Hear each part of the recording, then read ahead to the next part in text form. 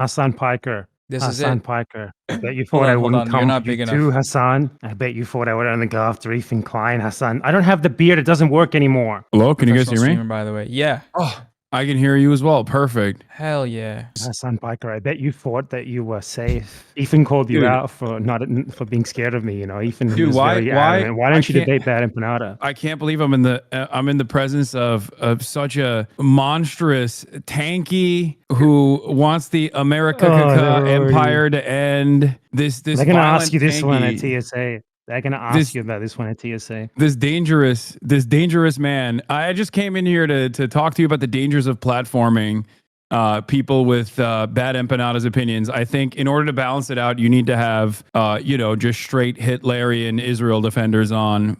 I think that's true liberalism. That would be progress, I think. Like one on each side of guarantee me. you. Devil I'm and here. devil Well, and I'm angel. here as a defender of the Democratic Party, specifically We know. Bernie SS Sanders. I'm here to defend the Democratic Party's position because I think that they're working tirelessly around the clock for a ceasefire, and I think people like BadEmpanada don't understand or appreciate that Kamala Harris would have been different in the way she dealt with Israel.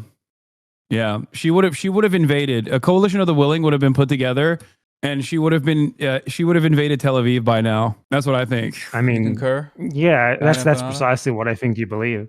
So next time you meet Bernie Sanders, are you gonna yell at him?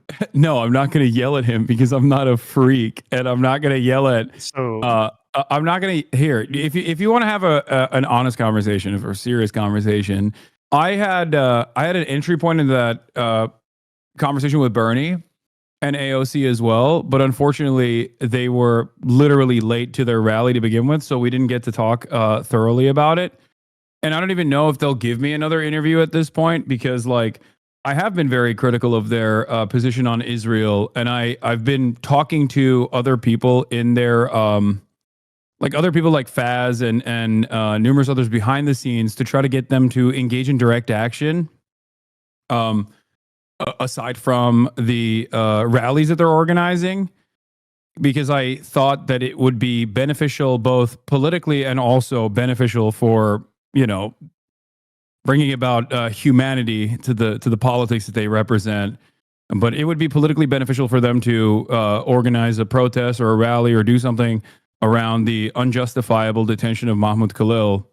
And that was actually in that 9-minute conversation that we had. That was my entry point into it. Like, I was going to talk to him about this on First Amendment grounds and basically get a better assessment, better understanding of what his position is, and to maybe even talk to him further about like why he calls it, why he consistently brings about the issue of Israel, but like only focuses on Benjamin Netanyahu, or why he doesn't call it a genocide. Because these are, I think, valid questions to ask someone like Bernie Sanders, especially because my expectation of someone like Bernie Sanders is that he's supposed to be infinitely more knowledgeable on the situation than like the average Democratic Party politician is supposed to be, given his long history of being an out and about socialist, and even sometimes like offering critical support to, with some notable exceptions like Yugoslavia, offering critical support to even revolutionary socialists or even like anti-imperialist militancy throughout his career. I wanna like, my expectation from him is someone who has been definitely more, dare I say, radical, even though that doesn't really mean anything in American politics. My expectation from him at this point would be to be leading the charge of stopping all aid to Israel and issuing boycotts and divestments and threatening sanctions upon Israel. But he's nowhere near there, and I think that's very disappointing as someone who was a big fan of Bernie Sanders, despite my differences in opinion with Bernie Sanders. I think, as you said very well once, that Zionists should not even be allowed to be the local dog catcher. And Bernie Sanders well eclipses the point of being a Zionist by any reasonable standard, even your standard, I'm sure. AOC, I'm not exactly sure. She seems to be a lot better than him, but Yeah, I agree. They are absolutely grooming her to be something that she probably didn't want to be initially, and it's working. So that's kind of sad. Sanders in like 2016, he did seem to be something that was genuinely inconvenient for the party, but they have well and truly tamed him at this point. And I think it's been that way for a while. I think even in 2020, it was already kind of like that, even though, he did still run for the nomination. He fell into line very quickly afterwards. Yeah, I don't think he's. I think you're mistaking a lot of like Bernie's like genuine convictions and how wrong he is with him being a machine politician. Like I mean, he can be wrong and still help the machine in the end. Yeah, no, Like, he did. He absolutely did. But I also think that Bernie Sanders is just he has this like old labor Zionist framework, I think, that is just utterly ridiculous, and that is something that he hasn't been able to shake away. But given what he has done in terms of offering support, in terms of being unafraid to endorse certain viewpoints, both on the activist front, but also on his also in terms of the people that he endorses, it almost feels like there's a sense of shame coming from him with regards to that contradiction that he recognizes to a certain degree. Maybe it's a little too parasocial, but I mean, I guess we are making analysis about politicians, so I guess that's not all that parasocial. But like, he's the type of person who has these opinions, but also won't get in the way of more radical perspectives. Like, he's not. I don't think he uses any amount of time, in the finite amount of time that he has in mainstream political discourse. He doesn't use any moment of that to criticize like Hamas or Hamas defenders or anything like that, and instead focuses mostly on Israel, even if his focus on Israel is not even as radical as, of course, or not even as honest. Let's not even say radical, not even as honest as Rashida Tlaib's analysis of the situation, or Ilhan Omar's analysis of the situation, or even, and I can't believe I'm saying this, AOC's analysis of the situation, who called it a genocide far before Bernie Sanders did. And if I'm not mistaken, he still has yet to call it a genocide. Yeah, he hasn't. But I mean, I think you're very, very generous to him. I think people are very generous to American politicians who specifically get into like a position of power, as Sanders has. Like this, as soon as they become like an elected official, like the standards for them just go through the floor. Like, you expect almost nothing from them, and it's excuse after excuse after excuse. I think Americans, I think I've heard you say this before. I mean, I might be incorrect. I might just be misremembering. But Americans love to say, like love to frame themselves as being like in like an exceptional situation that someone like me simply cannot understand. And therefore, our politicians need to be more shit. I don't think it's the politicians. That's a misunderstanding of my analysis. My job is a communicator, as is your job, right? We're trying to make a convincing argument to get people to understand our worldview. And by the way, I don't think you and I, the reason why I always will maintain the position that your video essays are brilliant, regardless of your methods or the way you present yourself online, is because I understand that you and I are on this issue and on virtually every other issue on the same side. But as a communicator, especially as a communicator that is in the United States of America, I understand the utter moral depravity of the average American, and I understand their lack of interest in these subjects.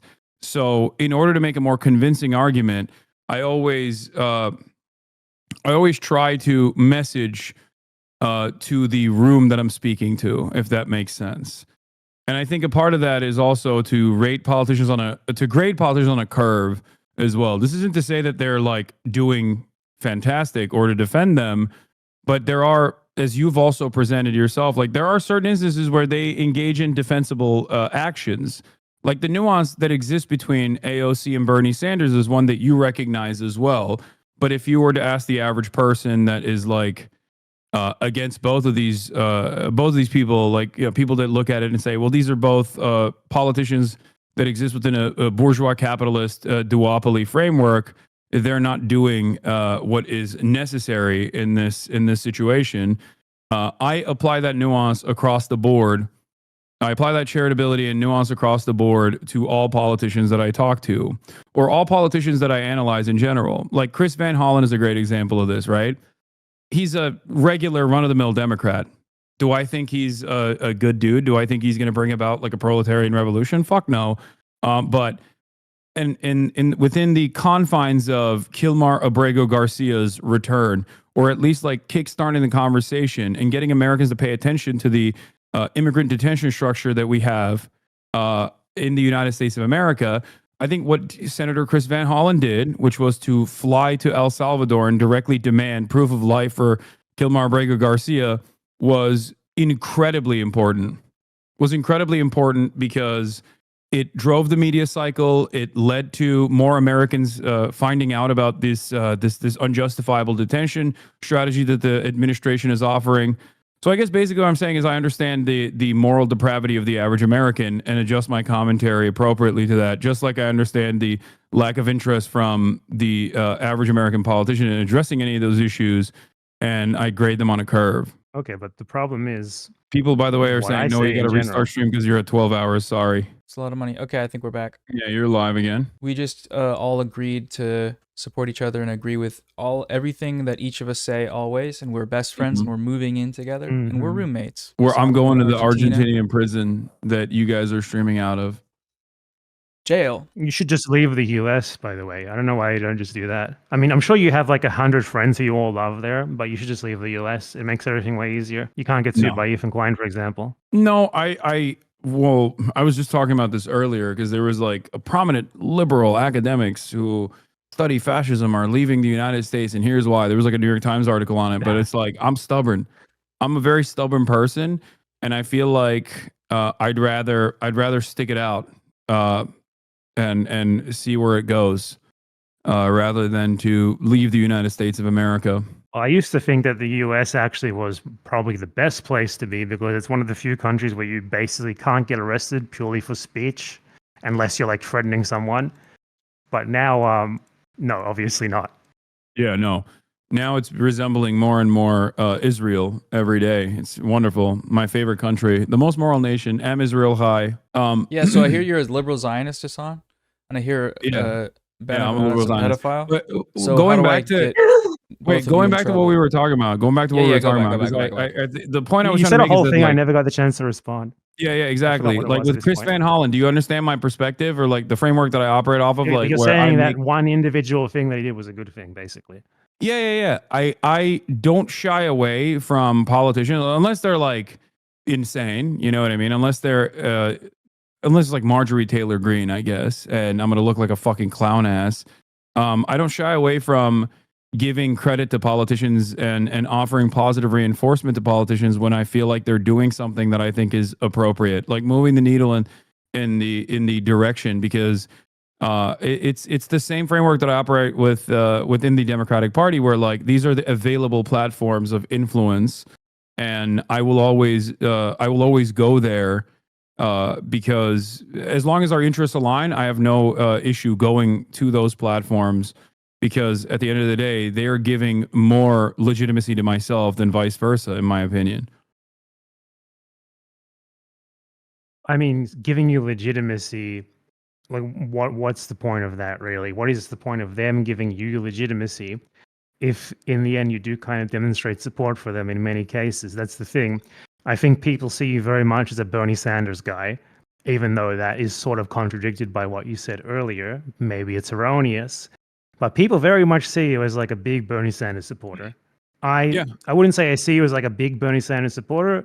I think I see you more as someone who maybe doesn't like what he says, but is a little iffy on making that clearer, which I think you sort of did just a second ago. I think you preempted everything I've said about you and you were ready with that.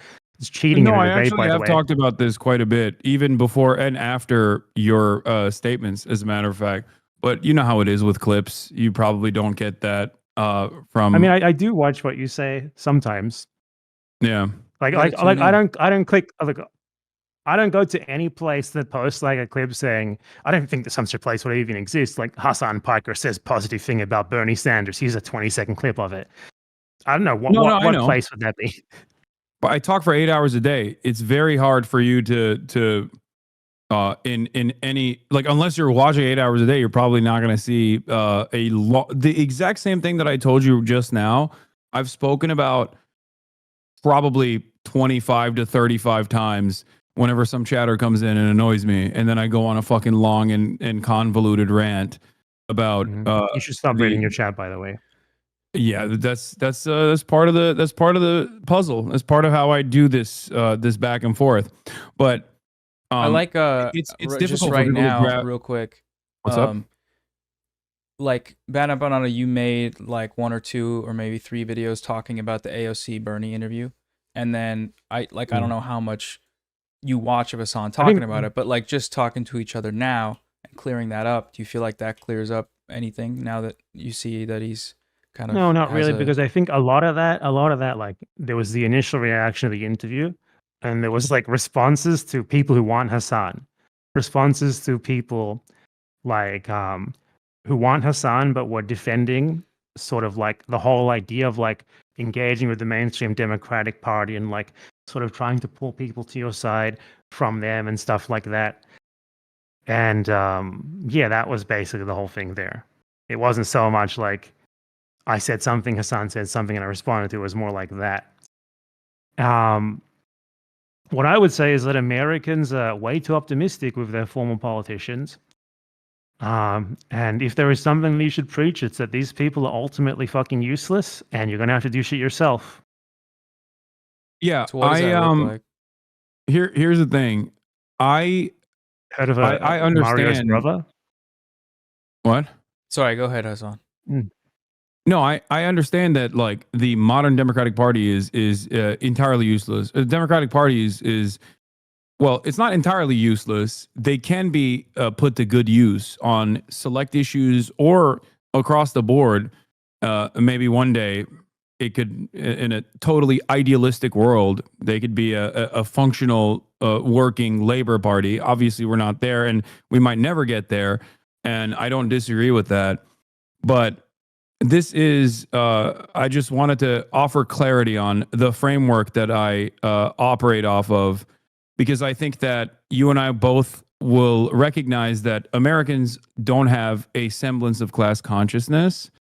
And I feel like at this stage, the most important thing you can do is to pull people back from reactionary discourse, pull people back from reactionary ideals.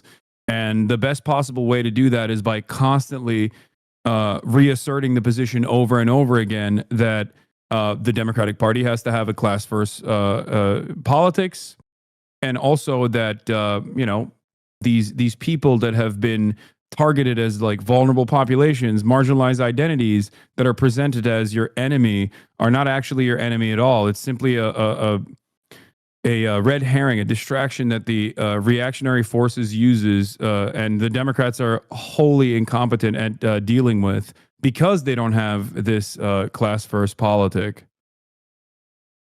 Okay. First thing here is that the whole reason why you have this idea that you have to like, you're sort of stuck into working with the Democratic Party. It's not your fault, obviously, because you aren't every single person in the fucking United States of America. But this is sort of like a self-perpetuating circular logic. And I mean, I'm not blaming you for having, every American has it. It's like, we have to work within the Democratic Party because it's the only thing that's there. And then you do not do anything, or you don't build an alternative to that. And you just keep reinforcing the initial premise over and over again. So Americans are stuck in this sort of rut where it seems like it's completely unrealistic to ever challenge the two-party system, so they don't try. And this is just sort of a self-perpetuating cycle. Because doing something like that takes a long time, takes a lot of effort, takes a lot of people. But this whole Democratic Party upright, people like Bernie Sanders as well very much reinforce this, even if perhaps at some point he didn't mean to, perhaps at some point he was really genuinely trying to challenge the status quo, and he only joined the Democratic Party because he thought he had to win the primaries. It was the only possible way. You know, as an independent, he had no chance. He probably didn't in that moment. But then there's also the fact that that logic gets you into this rut where you never ever try to do anything else. And there are many other countries where that had very strong two-party systems that in some cases lasted for like hundreds of years. the two-party system in the USA is younger than in some of those countries that broke it. And they very slowly worked from the ground up, like starting with local politics, building up to like the state level, building up to like the national level, building alternative structures, using the political capital they got from that, not like immediately running for president, nothing else like the fucking Green Party or something.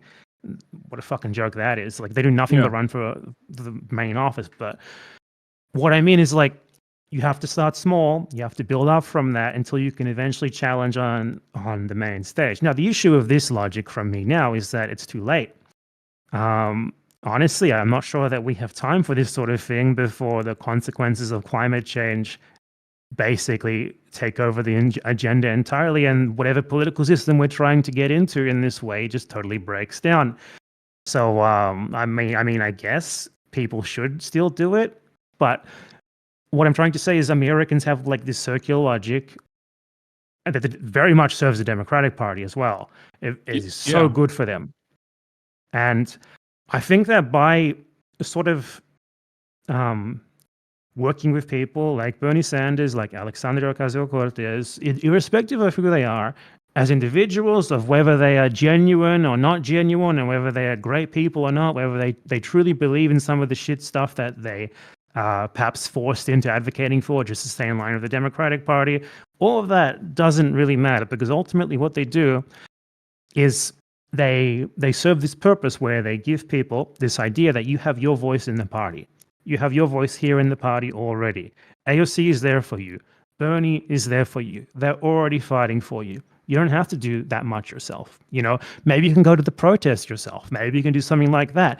But by golly, you do not try to make your own party. You don't try to do something independently. You don't try to like build an apparatus entirely independent of the party, not like the DSA, but entirely independent of it, where you actually build it into something that can meaningfully threaten them and the two-party system, and thus meaningfully start putting pressure on your government to actually really do something internationally as well. And Americans have really failed at that more so than any people in the world, which is, I think, like people say like the US is the belly of the beast, it's hard to do this. I don't think that's true at all. For one, until Trump, the US had the best free speech laws in the entire world, pretty much. You can say basically anything, that you could support Hamas, it doesn't matter. Like, that's a great environment for that sort of thing. It's a really good environment for that sort of thing, if anything. Obviously, the electoral college is fucked. That makes it a lot harder. Everybody liked the stream. But I mean, and donate. Americans never even really tried to get to the steps before that, which is like the Senate and Congress, where those things are less bad.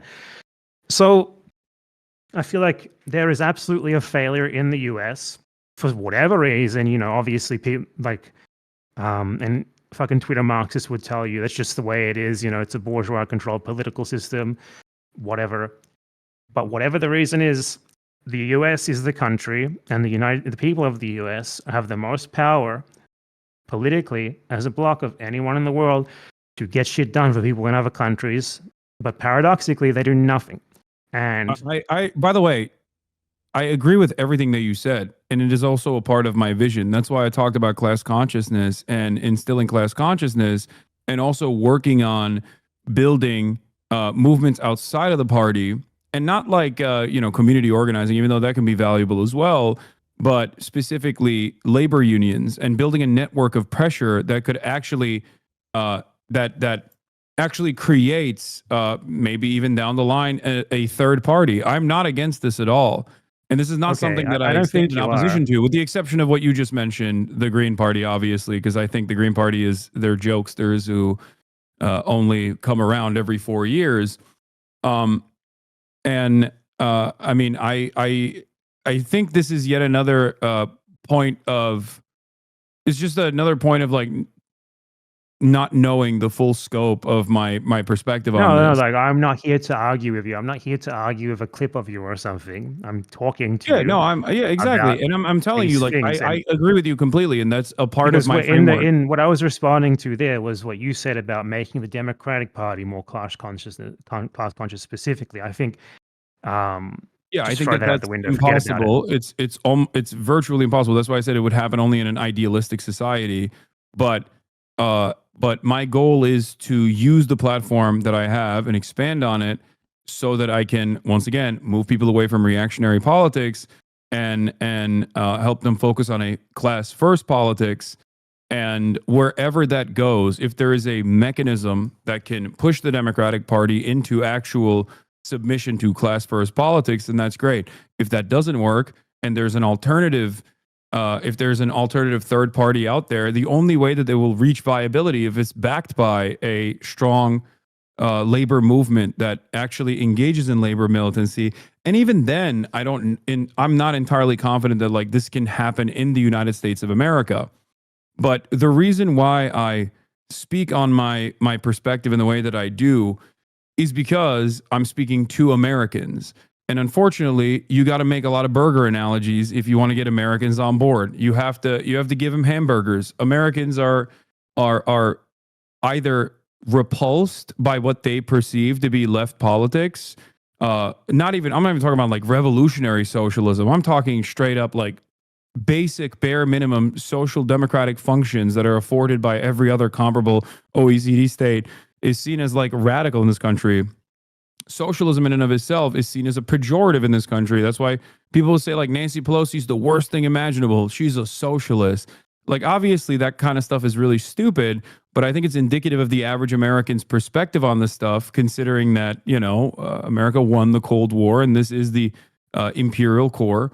And therefore, most of our working class is just either completely oblivious to class politics in and of itself, and utterly confused by the notion of class consciousness, or they're incredibly angry at even the thought of it. Like they are repulsed by it, they get mad about it, which is why I have to temper my commentary on this front. Well, I think you got to be careful with this notion of class politics in the US, and for a completely different reason to what you said as well, because there is an element to the present system where Americans benefit greatly from doing things to other countries, or they could at least. They in many ways they don't, because Americans are too dumb to even advocate for getting their own fair share from imperialism. But I talk about that all the time too. Yeah. There's two options here, which is like you can appeal to Americans as in like, I'm gonna get you a bigger share. That's Bernie Sanders. I'm gonna get you a bigger share of the spoils. Yeah. Or you could appeal to Americans in a way where like they perhaps see beyond national lines and understand themselves as part of a broader whole of the world. And I think if you like what you were talking about with unions, for example, the average American labor union is like it's basically like I wouldn't even call it a union, like in terms of like Race calls sort of them, things Race that you could calls them imagine. pig unions, which is not like cop unions, but like corporate unions or unions that are completely servile to the interests of the Democratic Party under the AFL-CIO. Not even just that. Like unions are themselves, in general, obviously narrowly focus on the interests of their members. So that's why you get things like the American Big Tent labor unions being like, oh, like let's get the Lockheed Martin float at a parade or whatever. A huge victory for the Lockheed Martin employees. 10% raise. You're mixing and matching a couple different things, but yes, I know what you mean. Of course. Yeah. Well, what I'm saying here is that what you were going on about there was about class politics in the USA. I need to get people on board with this idea that socialism isn't bad. I think you're looking far too much into the future with that rhetoric, because I'm not even thinking about fucking socialism right now, and people think I'm like a radical communist terrorist. Like, I'm not thinking about any of that shit right now. There's so many more immediate concerns that we have to work with, the systems that we have now. Ultimately, I have no faith in Americans of ever doing anything, unfortunately. Like, if you ask me, what are your solutions? I don't have solutions for you, buddy. We have a limited amount of time before she hits the fan. I would have thought previously that something like what is happening in Gaza would cause like a Vietnam level like cultural like schism in the US. It hasn't actually caused it anywhere, not even in Europe, where places, it took 20 years. And also there was direct involvement with Americans actually going there to fight, which I think is the reason why there was a lot more resistance. Americans are inherently very selfish people, and until they're drawn into the fight themselves in a way that is more meaningful with a draft, not just like the poverty draft, or not just necessarily like a bunch of people that want to get a communications degree for free going out there and getting their dicks blown off while defending some fucking poppy field in the Karengal Valley, but like literally a draft. Only then will selfish Americans actually get up to aggressively protest in a militant fashion in a way that would truly harm the overall interests of the American State Department. Yeah, I mean, that's true. It's the whole thing. It's the whole reason why we're in the place where we're in. The U.S. does not have a rival anymore who it needs to compete with that much in terms of geopolitics. China, I mean, I don't know what your stance is on China, but China doesn't do shit. China doesn't want to do shit. China just wants to mind its own business, and that is a huge problem, really.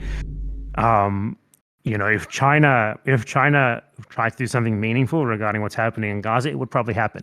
They would be able to do something about it very easily. I talked about this just yesterday. I 100% agree. There was like a fake TikTok of like Americans dropping in aid that actually killed Palestinians, ironically enough.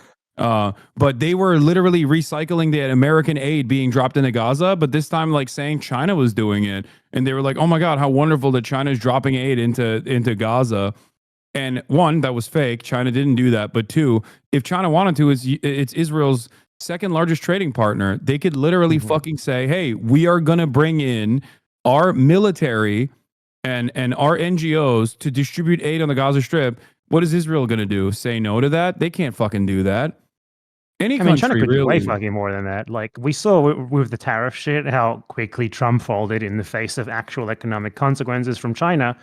They could do something like that to the US if they wanted to. They could do it to Israel. Obviously, it would come at some sort of cost to themselves, but Trump would fold in 2 fucking seconds if China was like, hey, we're going to sanction Israel, or we're going to put tariffs on American goods or something like that. We're going to make your shit cost more.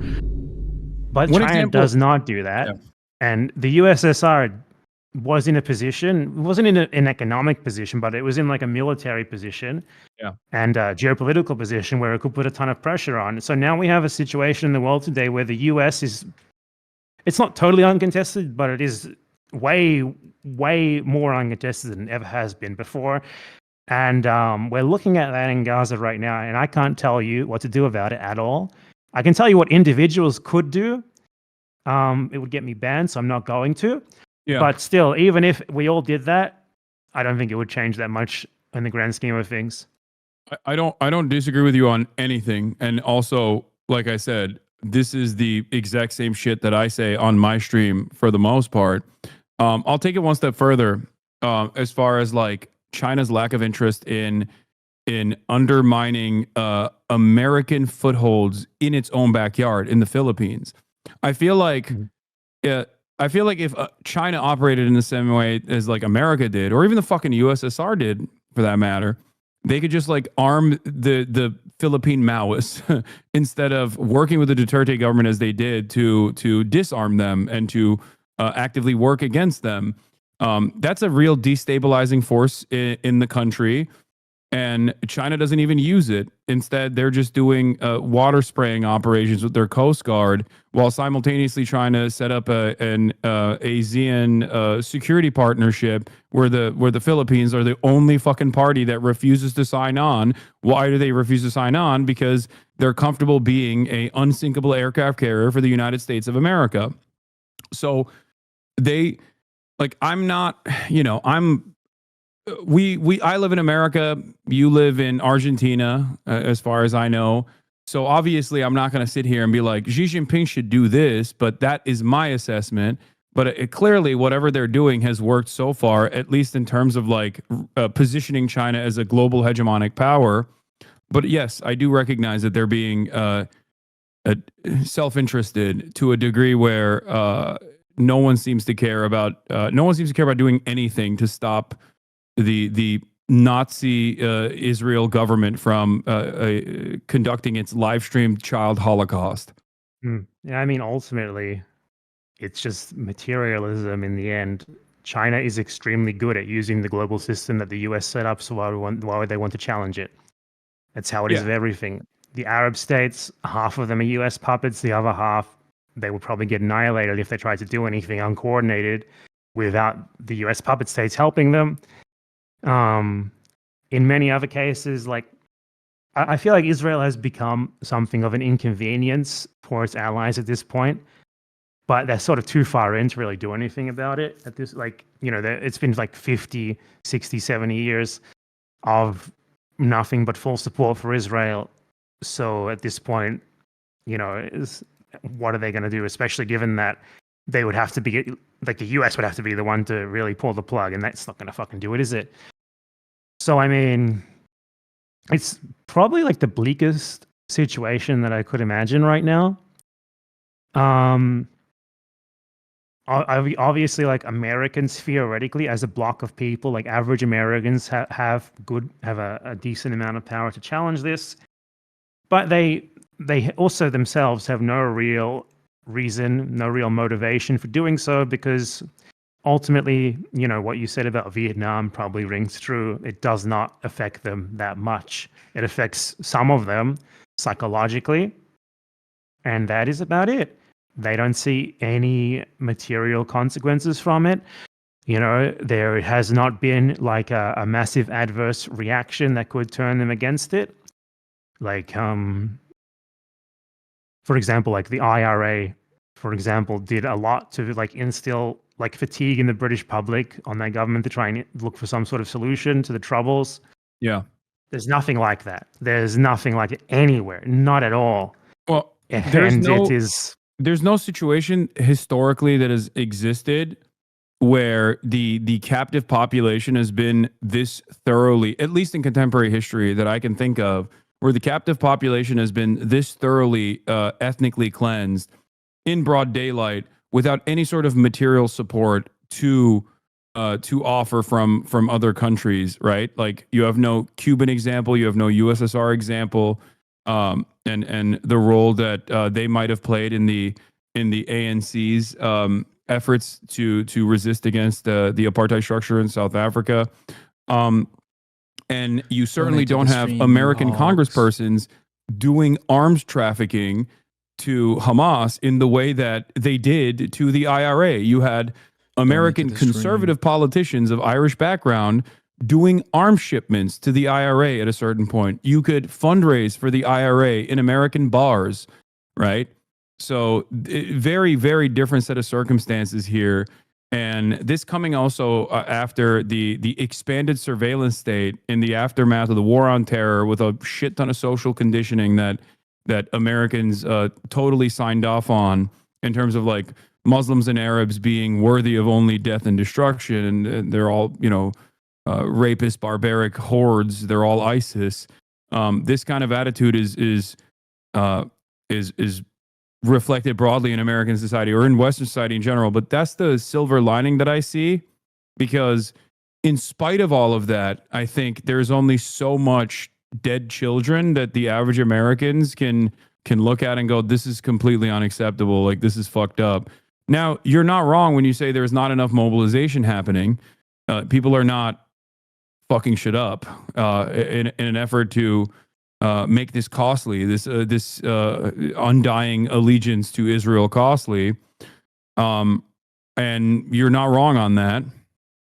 But I do think that, given how much the public sentiment has shifted in such a short period of time, even though it was incredibly costly in terms of the deaths of hundreds of thousands of Palestinians at this point, even though the numbers say, 63,000, I think that's a severe undercount. There is still, I think that there is still always, like, it's something that I will always push for, regardless of how hopeless I feel, is to mobilize Americans. You can try your best. It is absolutely true that in an ideal world, like, the number one way to fight this would be to mobilize people in the US, Europe, Australia, Canada, you know, these places which are Israel's primary backers. And, you know, many of us have mobilized. Many people have tried to do stuff, protested and stuff. But clearly, these governments are immune to this sort of pressure at this point. They don't give a shit about it. Like, because really almost nothing has really changed. Like Israel is literally under investigation for genocide at the ICJ, for example. They are, I would say at this point, they are probably actually going to it's going to be ruled against them. They're actually going to be found to have committed genocide in Gaza, and that is a huge fucking deal for a UN court because they've done nothing to convince the court that they aren't doing that, ever since the case started. But I mean, I might be wrong there because it is still a UN court. It's still a court that is ultimately run by the US and all of this, that even though pretend it isn't. But I mean, a lot of that is going to be in, all these people on the court are like very prominent judges who would not want to sully their name by making an intentionally stupid decision just in the name of politics. So we'll see what happens there. But my point is, like, when you have basically like both of the most important judicial bodies in international law with serious cases against Israel, and you also have like hundreds of thousands of people in the street protesting in almost every single one of the countries that is supporting Israel, in some cases like week after week, it's clear that something has shifted here, and like from how things were 30 to 40 years ago, especially. Yeah. And the number one thing that I can think of is somehow the internet has made it easier to ignore this shit. I can't exactly articulate how exactly, but it's obviously the most prominent change in the world aside from the fall of the Soviet Union, which is probably bigger, What I was going to say is perception. I recognize all of that. And part of why I try to communicate these issues in the way that I do, even though I say almost the exact same things that you have said so far in this conversation, not signing off on everything that you say off stream or on social media. That you disagree with? Oh yeah, that's a good one. We can get to that, but we're having a productive conversation right now. But we have to yell at each other. I have to speak. I have to play video clips over you like Ethan Klein did. Yeah, I'll move into that in a second. But the reason why, for example, why did I broach the subject of Israel with Bernie on First Amendment grounds and the unlawful detention and possible deportation of Mahmoud Khalil? Because I understand Bernie Sanders' position. I don't agree with it, and I think it's ridiculous. It's a ridiculous position to have. It's repulsive to maintain the idea that Israel has a right to defend itself 19 months into Israel's. Have you seen the videos of how Bernie talks to pro-Palestine protesters? Yeah, I have. From like 2000 and there's like one from like some of them are recent. There's one that's more recent where people come up to him while he's walking, but he's an old curmudgeon. Yeah, I don't know if I would call it that. I think it's the topic. You know what I think it is that he knows he can't talk about. You know what I think it is? I think it's what Bernie did to the average Democrat and the resentment that the average Democrat feels when Bernie is mentioned, because it shows their hollowed out nature of their politics. Pro-Palestinian protesters do to Bernie. I think he recognizes that deep down inside that those people are right and he's fucking wrong, and it pisses him off. Or maybe he just genuinely sees them. Yeah. Or he just genuinely sees them as a hurdle, and that he has the right mind on this. But what I will say is this: when you go to those rallies where he has 32,000 people showing up, right, in red states, blue states, all around the country, the people at those rallies are far closer to the truth on the issue of Israel and Palestine than Bernie Sanders himself is, which is why I see that as an opportunity to talk to those people there. I see that as I see Bernie Sanders as simply a person that is capable of bringing all of these people together. And with the exception of American foreign policy, which is very significant for someone like myself, obviously, I see Bernie as a uniting figure that can be used to build a more robust movement to actually get more Americans that are liberals on board with some of these other ideas. And I think imperialism plays a formative role in that politics, in the politics of the socialist left, of course, because I mean, the argument, the alternative argument to the labor aristocracy, like Americans recognizing their class position, but then also recognizing their class position on an international scale and how much they benefit from the unequal exchange globally. The alternative to that also is that every dollar spent on global war and the extraction of natural resources and all of that endless bounty that doesn't even translate to America's material conditions improving could be a dollar spent directly on fixing the roads, fixing the potholes. A dollar spent on a bomb could be spent on educational material for children, better schools, a better ISP system, more robust welfare states. So this is like it's such an easy flip once you get Americans to that point, I think.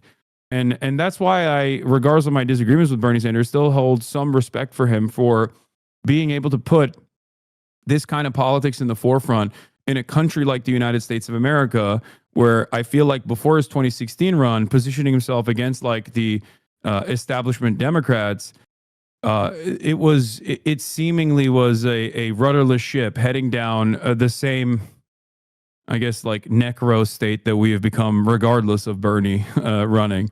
But at least now there is like more leftist organizing in the country, whether it be a more robust PSL movement, DSA, and even more unionization, even though our labor union participation rate is pretty fucking low. Okay, let me grant. Let's just. I don't care to argue like a lot of the stuff that you said because honestly, I don't think it really matters. But 1 point to okay, Hasan. the left movement in the U.S. is bigger now. Let's say that's the case. You have the PSL and all these other things. It looks really positive, bright for the future. Does it though? Has this changed anything? Has anything meaningfully happened as a result of this? If anything, things have probably gotten worse, I would say. So, maybe me and your idea that the US is the place where something meaningful could happen is completely, utterly, and just totally wrong in reality. I mean, yeah, that's definitely a more pessimistic attitude, and there are definitely days where I feel that way, but I try not to succumb to that feeling and still push on, knowing full well that like, look, this movement is still marginal, is still tiny, but it grows every single day, and that's ultimately a good thing because who knows where we might be at. And at the end of the day, the least that the American left could do is like try to get concessions and to try to get America to step away to the best of our ability from the global stage when the decline of empire is setting in. If you want to get concessions, the best thing to do is to immediately, each and every one of you, break with the Democratic Party already now and get to work. You've had decades to do it. It's probably too late, but why not try? Because what you're doing right now isn't doing anything anyway. So what's the difference? You want a great example? I'm not against that. Precisely. I'm not saying you're not. I'm not arguing with you. I'm just saying it doesn't have to be an argument. Everything doesn't have to be a yelling match. Yeah, I think Bernie probably is the best possible option we had to do that too. I mean, there was in 2016. I even thought like he might be something special. He might have been, if he had been elected, he might have been different. He had the balls back then to call out obvious shit like, there was a coup in Bolivia, basic shit like that literally no one else in the US was saying. Yeah. Stuff like that. And since then, he's just sort of become a shadow of himself. I mean, he's old as well. Or even running as a major party candidate, running to like the Democrats chose to lose rather than let him win. It's just a shame that after that, he didn't really do anything. Like, if anything, that experience turned him into more of an establishment guy than he was before. And that's just sad. But I mean, what I was going to say is that look at the Luigi Mangione thing recently. That is an issue that very directly affects many Americans. Many. That guy, I haven't seen polls on him, but I would assume that a majority of people who know who he is and what he did probably have a favorable opinion of him. but it still hasn't resulted in anything. Like nothing has come of it at all. There was like a week period where like conservatives and liberals met together in parks and talked about how cool Luigi was and like how the healthcare system is really fucked up. And then everyone just went right back to what they were doing before, and nothing has fundamentally changed. Nothing has really fundamentally been inspired by what was an act that I would have thought would inspire that sort of thing in a country where people, or at least a time, maybe it's not even the US, maybe just the time period that we live in, where people were ripe to actually take risks to try and seek meaningful change. This isn't happening anymore. And it's not just the US where this isn't happening. I mean, I live in Argentina, as you so astutely said. People in Argentina just sort of do the same thing now. They just let shit happen. This is a poor country where people in general have less to lose, and they just sort of let themselves be experimented on like a pack of lab rats. There are people protesting against it. Those people are trying to do stuff, but most people are sort of happy to just sit back, relax, and see what's going to happen as someone tries to do to that country the same thing that has already been done to that country 50 times before and never worked in those times either. I think part of that is also because of the treat economy. Like Americans are pacified by the bountiful treats that they have at their disposal. So yeah, I mean, and a part of those treats is the internet and social media as well. That too, for sure. That's also a treat. But what I was going to say is this, okay? I fear that if the only alternative is socialism or barbarism, right? I fear that without proper political education, without any class consciousness, without any mechanisms of pushback, without any sort of like structural organizing on the labor front, that when all of this crumbles inevitably, and I do think it will, all we will have is a fascist movement, and that's already kind of happening anyway. So that's my big fear, and that's what I try to. That's why I try to do everything in my power to, one, talk to international leftist movements, regardless of how social democratically aligned they are, or even people like Mélenchon, in an effort to try to get people to organize and move in the positive direction, even if change doesn't seem immediate. Well, I think I'm not specifically accusing you here or anything, but if there's one thing that you could do with your content that might maybe help you use the position that you're in to do something that might actually matter, it is really actually start encouraging people to work outside of the Democratic Party and lead by example as well. Like, if you're going to talk to Bernie Sanders again, scream at him in the face. Scream at him. Scream. Use that one opportunity. Like, I mean, how many more chances you can have to talk to Bernie Sanders, really, right? He's very old. He is very old. Yeah, I mean, I don't think I'll screaming at him. Okay, I don't mean like literally scream at him, but I mean get combative. Put on a public spectacle of it. I think. Well, see, that's what give him a Kanye West. George Bush doesn't care about black people. Why not? I think Ash Sarkar had a really productive conversation with Bernie that people use all the time, where she presented some of these questions because she had a longer, like an opportunity to have a longer conversation with him. If I'm not wouldn't have that with you, you're way bigger than her. Yeah, I think because he's had that conversation once already, he's probably scared. A little bit more worried. Or, I mean, I don't think he would run away from having that conversation with me either. It's just that I guess the planets haven't aligned. But yeah, no, I think that it's important to ask these questions. I don't think it's unproductive. That was never my. I don't think it's that important to talk to him about Israel specifically, because obviously he's steadfast in that. Well, I did bring up. I think the most important thing to do would be the third party thing. And no, I did ask him that. Did you? Yeah, that was the other. Because those were my two main questions. Was like, what kind of initiatives does he want to? The three questions I have for Bernie and for AOC in general, but like especially for Bernie, were do you think that we could build a robust third party movement in this country, and like what are the steps to take to do so? And then the other question was obviously going to be about like what are the direct actions that they want to engage with in terms of tackling the issue of like how this administration is using Israel as a way to undermine the First Amendment, because that is precisely what's happening. Like I am trying to frame it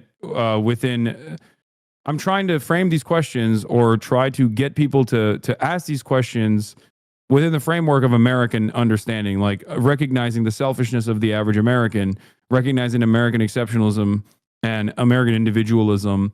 I think that those are areas that bear fruit. That's something that creates a lot of resentment for the average Americans, because like other than that, they're like, okay, Israel's killing a bunch of Muslims over there. Sure, it seems kind of fucked up. But the way to get Americans, the way to engage Americans on this issue, the best possible way to do that is by, one, talking about tax dollars being spent there because they're very selfish, and that's something that pisses them off. And two, talk about how this foreign nation has an incredible amount of power over American politics, and that the current administration is using defending Israel as a way to erode civil liberties that Americans enjoy. So that's what I'm trying to do. I feel like if you appeal to people on the basis of their selfishness, then you're going to have to keep engaging with them on that basis. And, no, that's just to broach the conversation, to open up the door to. Okay, but you broach the conversation, right? So it's kind of like you're intentionally approaching it from a position that you yourself don't really believe is the right way to do it. And I think that makes things more difficult for you down the line as well. Or at least maybe not you specifically, like, if this is how you engage as a broader movement, like as a intentional strategy among many different people in groups, engaging people in this way, like, hey, Israel is bad because we spend a ton of money on it and we don't get enough back in return. Okay, then what happens if there is another instance of imperialism? Well, yeah, I know that's not what you mean, but that's sort of the message that you're saying to people when you're like, okay, we send these tax dollars to Israel. They could go to Medicare. In the USA, we could have universal health care instead of that, or whatever. Okay, It's that sort of thing. Like, you're appealing to the innate American selfishness that all of them are born with due to their innate Americanness. I agree with that part. So, like, you engage with them on that level, and I feel like you're starting from a position that makes it a lot more difficult for you to get through to them from there and get them onto like a right path where they might actually do something meaningful. And this is ultimately why you should give up on Americans and leave. I'm not going to do that until. You're gonna. Who knows what'll happen? Who knows what'll happen? If my former podcast co-host gets his wishes, I'll probably be in fucking jail. I'll probably be under the jail expeditiously. They're going to be looking for you in the satellite images of Cesar. Yeah, he's hell bent on sending me to CCOT for sure. But I look, even the very fact that like the disgusting ways in which like many people here look at this issue from the framework of drama, like grievances between content creators, like that shit destroys my soul. It's soul destroying. Seeing that and seeing all these like right-wing reactionaries join in on the fun as well, after spending years and years of like saying anti-Semitic shit about Ethan and calling Gila Klein a horse. They've all now seemingly united. She's a horse, though. All of the okay. See, this is what I mean. I don't do that. Okay, this is the. Maybe you should. Maybe you should be mean. No, I don't. Well, first of all, I am mean, but not as mean as you are, and I don't think that's productive. Oh, you want to talk about disagreements? We're both communicators, and our goal is to get people on board, right? That's your goal. My goal is to make money. Shut the fuck up. Why don't you become transphobic and become like a fucking right winger? I have the niche I'm expected to. It's like you have a nice bakery, you bake more bread. You don't branch out. Otherwise, you end up like Elon Musk with 5,000 different companies that all fucking blow. Okay, but at a time when no one is fucking eating bread and everyone seemingly wants to eat donuts, if you already had the equipment, then you would make donuts. And I think you and I both know that there's a reason why you don't make donuts and you keep baking bread. I don't know. I mean, I am honest about the things I say, and people for some reason want to see me say them to some degree.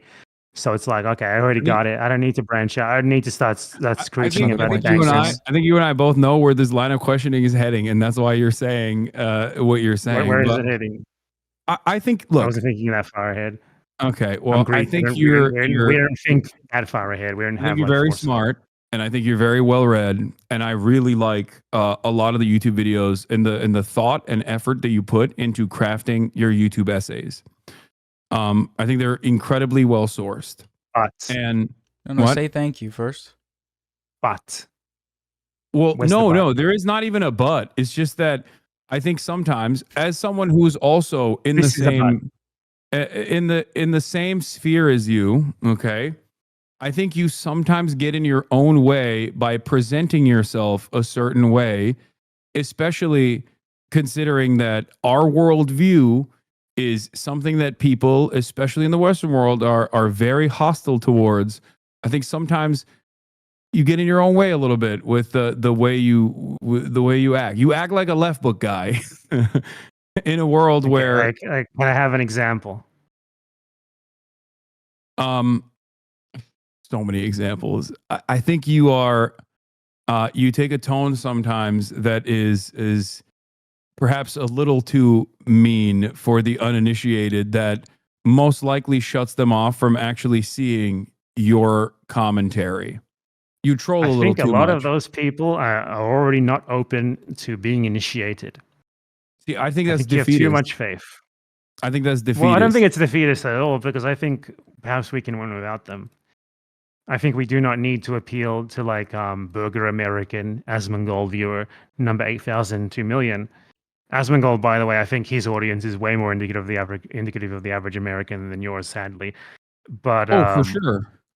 Yes, and like no. I'm also not American. I'm not really trying to like appeal to a specific audience at all.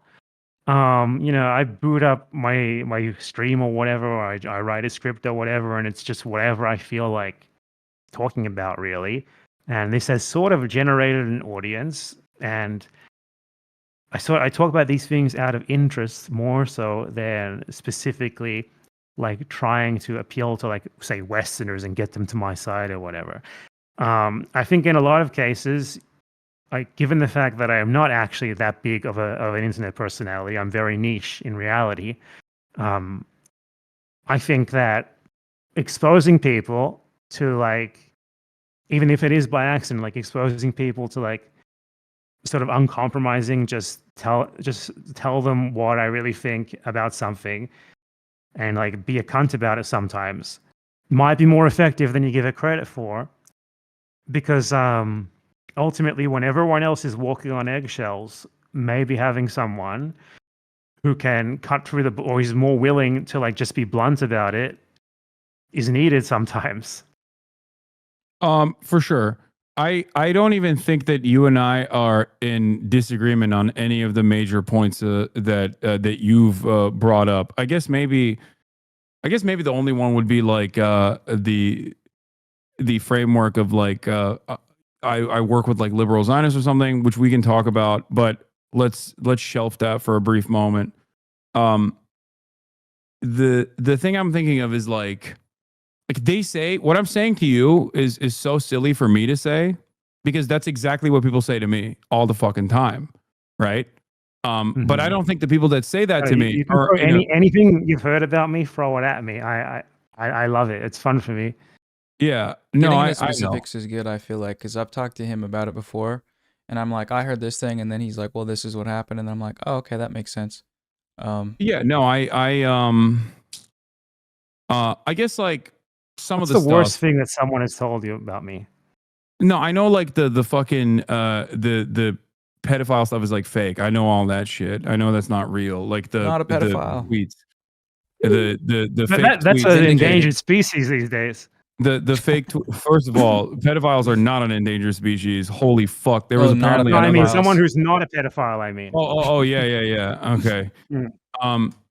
But this is also like somewhat of an unproductive conversation to have from my estimate, from the way I see it, because we're here to fundraise. We're not here to have productive conversations. No, I Ultimately, know, whatever but you say here will be still, productive. I don't want to ever come across like I'm just like scolding you. Like, do whatever the fuck you want to do. You know what I mean? Like, I don't care. You can Ultimately, scold me as much as you want. No, Go because for it. I'm not scolding you. I just want to make that clear that because I think a lot of people get parasocial, even in your audience or in my audience as well, and that fucking annoys me to no end. When people are like, BadEmpanada said this, or I'm sure my fans will come into your chat and be like, I mean, fuck you. I hate it as well, where it's like, I don't know, like I was streaming the other day and people were like, yo, Hasan's talking about you, and I'm like, who fucking goaded him into doing that? Yeah, it's just, it's annoying because like, you're not someone that I consider to be an ideological enemy at all. Which is why I don't even think it's like productive to be like, you did this, you did that. Because it comes across as scoldy and silly, and then people will use that against you or use that against me in the future as well. But I guess like it's shit. Like, I understand the point that you were making when you were doing the Alexa Flood game on Steam that you were playing. Like, I understand the broader point that you're making. This game was something that my chat wanted me to play a long ass time ago, like far before October 7, because I think it was out, or a different version of that game was out in the past, where it's flipping the script on Call of Duty, right? Because like, it's totally fine when you play Call of Duty. Nobody even thinks it's political. They think it's apolitical unless there's a woman operator. But when you flip the script and you give the guns in the hands of like Hamas operatives or Palestinian resistance groups, then all of a sudden it's considered to be completely unacceptable and very dangerous. But like doing the doing the Alexa Flood thing while also like looking for Gila Klein by name specifically, you have to understand. No, that didn't happen. That part didn't happen. That I never mentioned her name. Secretary. Ethan, That's let me that's explain what was happened there. implied. Okay. So Ethan he misconstrued a clip where I was in that game, and the AI in that game is it's either the AI is very good or it's very bad. And by that I mean, I don't know if the designer intended for the opponents to be really stupid or not. So like my first experience in that game is like I walk up to 2 Israeli soldiers right next to them and they don't react. And I said, are these a bunch of Ethan Kleins on an Ozempic binge? Like, as in, are these fucking morons? Are they high on like drugs? And Yeah, Ethan Klein took that and he's like, he was saying this is me. He was saying this is me and simulating killing me. That's the sort of thing that he was referring to in that. I think you can understand how that could be misconstrued, considering that the entire thing that you're engaging in is already considered like. I think it was hilarious. You're laughing, don't lie. Well, No, some Piker loves it. I'm just saying that like when you do that, people are going to, so many people that would otherwise like listen to the bountiful information that you are presenting on your normal YouTube essays are going to be like, this is a scary guy, and I don't even know if I can entertain this at all. And I feel like that's like a hypothetical guy, though. Like you saying so many people. I'm like, yeah, maybe some, but like how many? I really? think, look, if someone is put off by me playing a video game where you kill IDF soldiers and they think about like, they see Ethan Klein saying some shit about me, like, oh, he tried to kill me in the video game or whatever, and they just take it at face value and they write me off forever. But that's they just write me off forever because of that.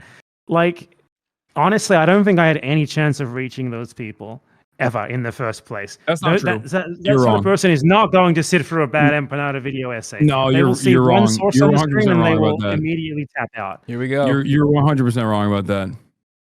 I think it's just true. Like, there's a lot of people who I think, like the average Asmongold viewer, for example, that's millions of people. That's a way bigger audience than yours, sadly.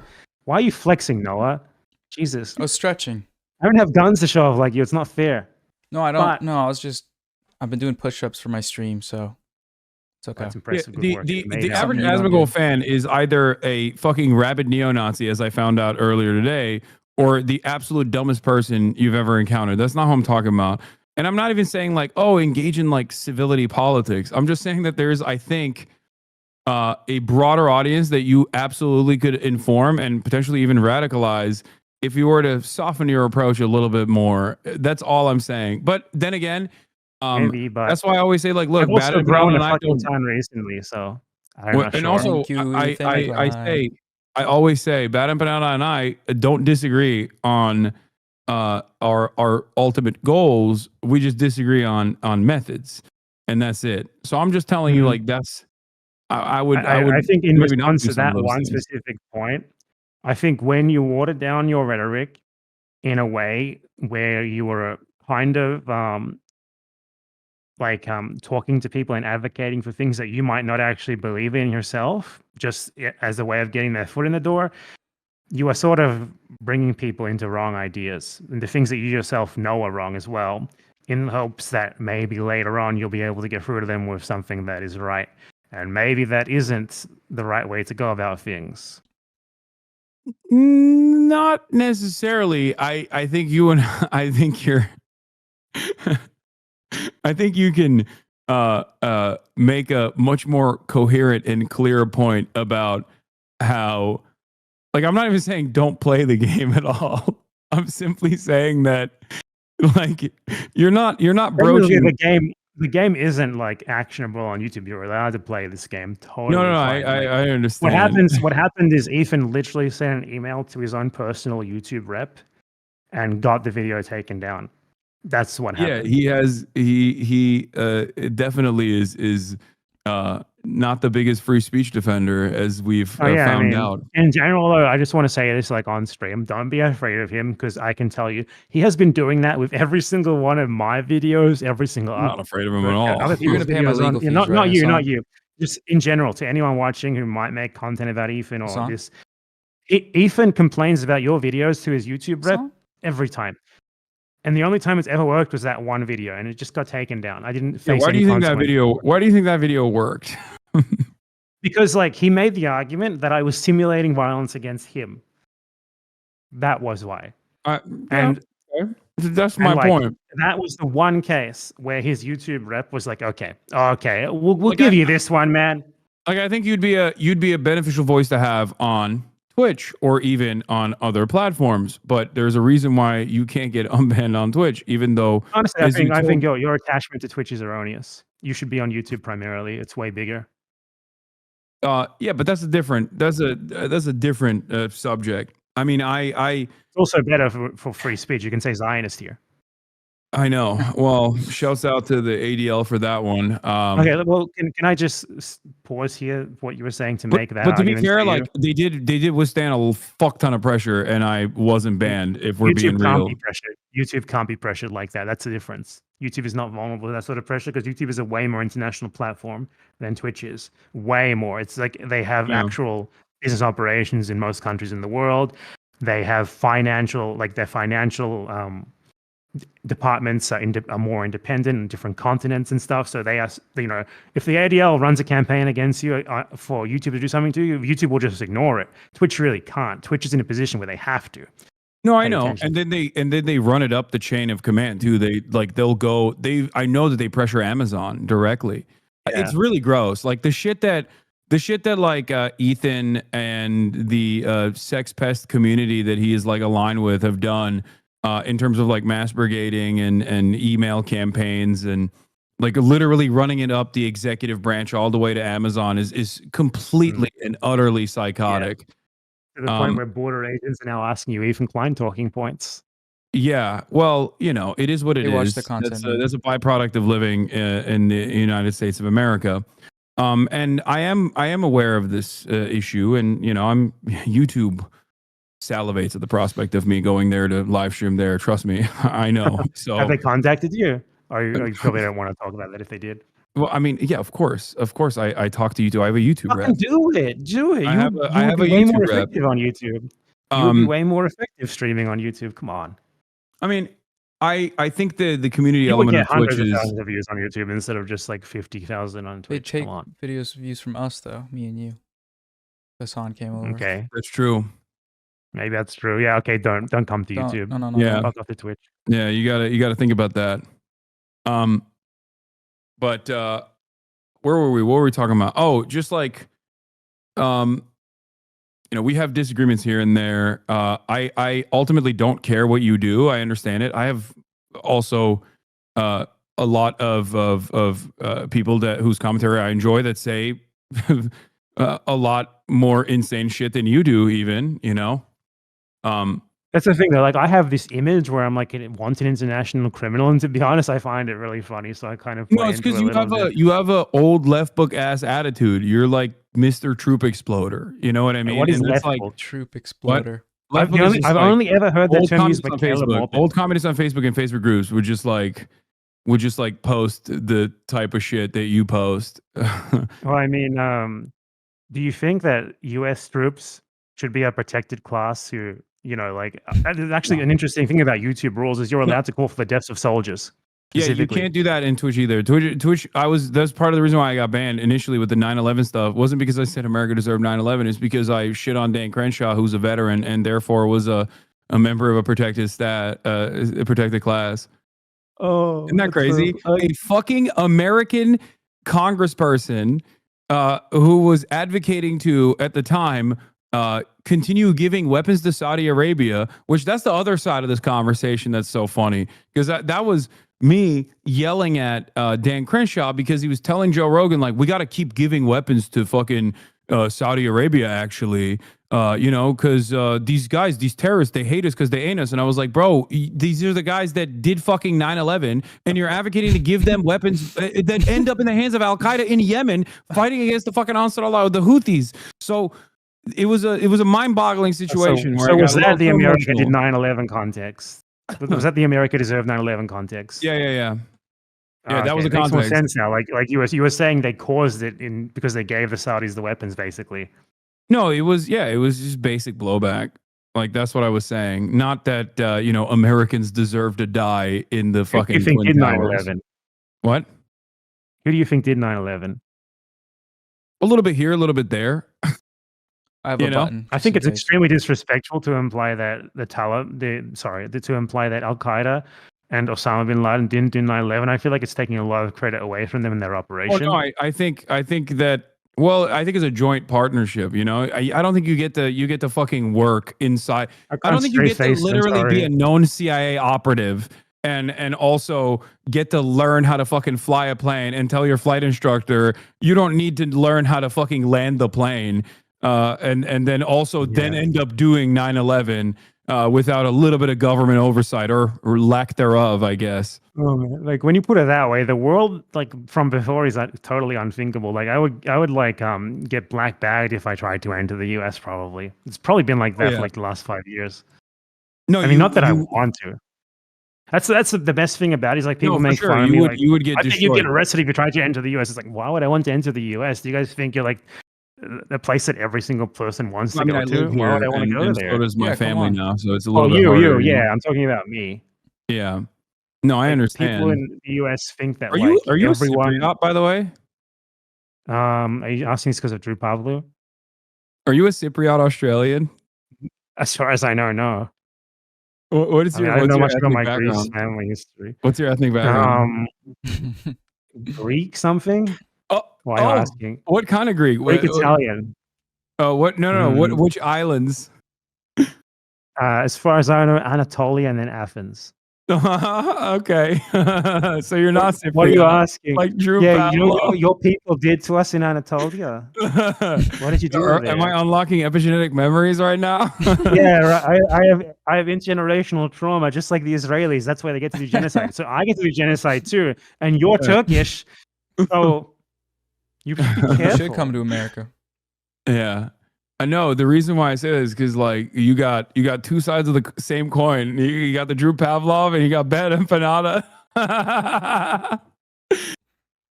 Drew Pavlov is hilarious by accident. That's the problem.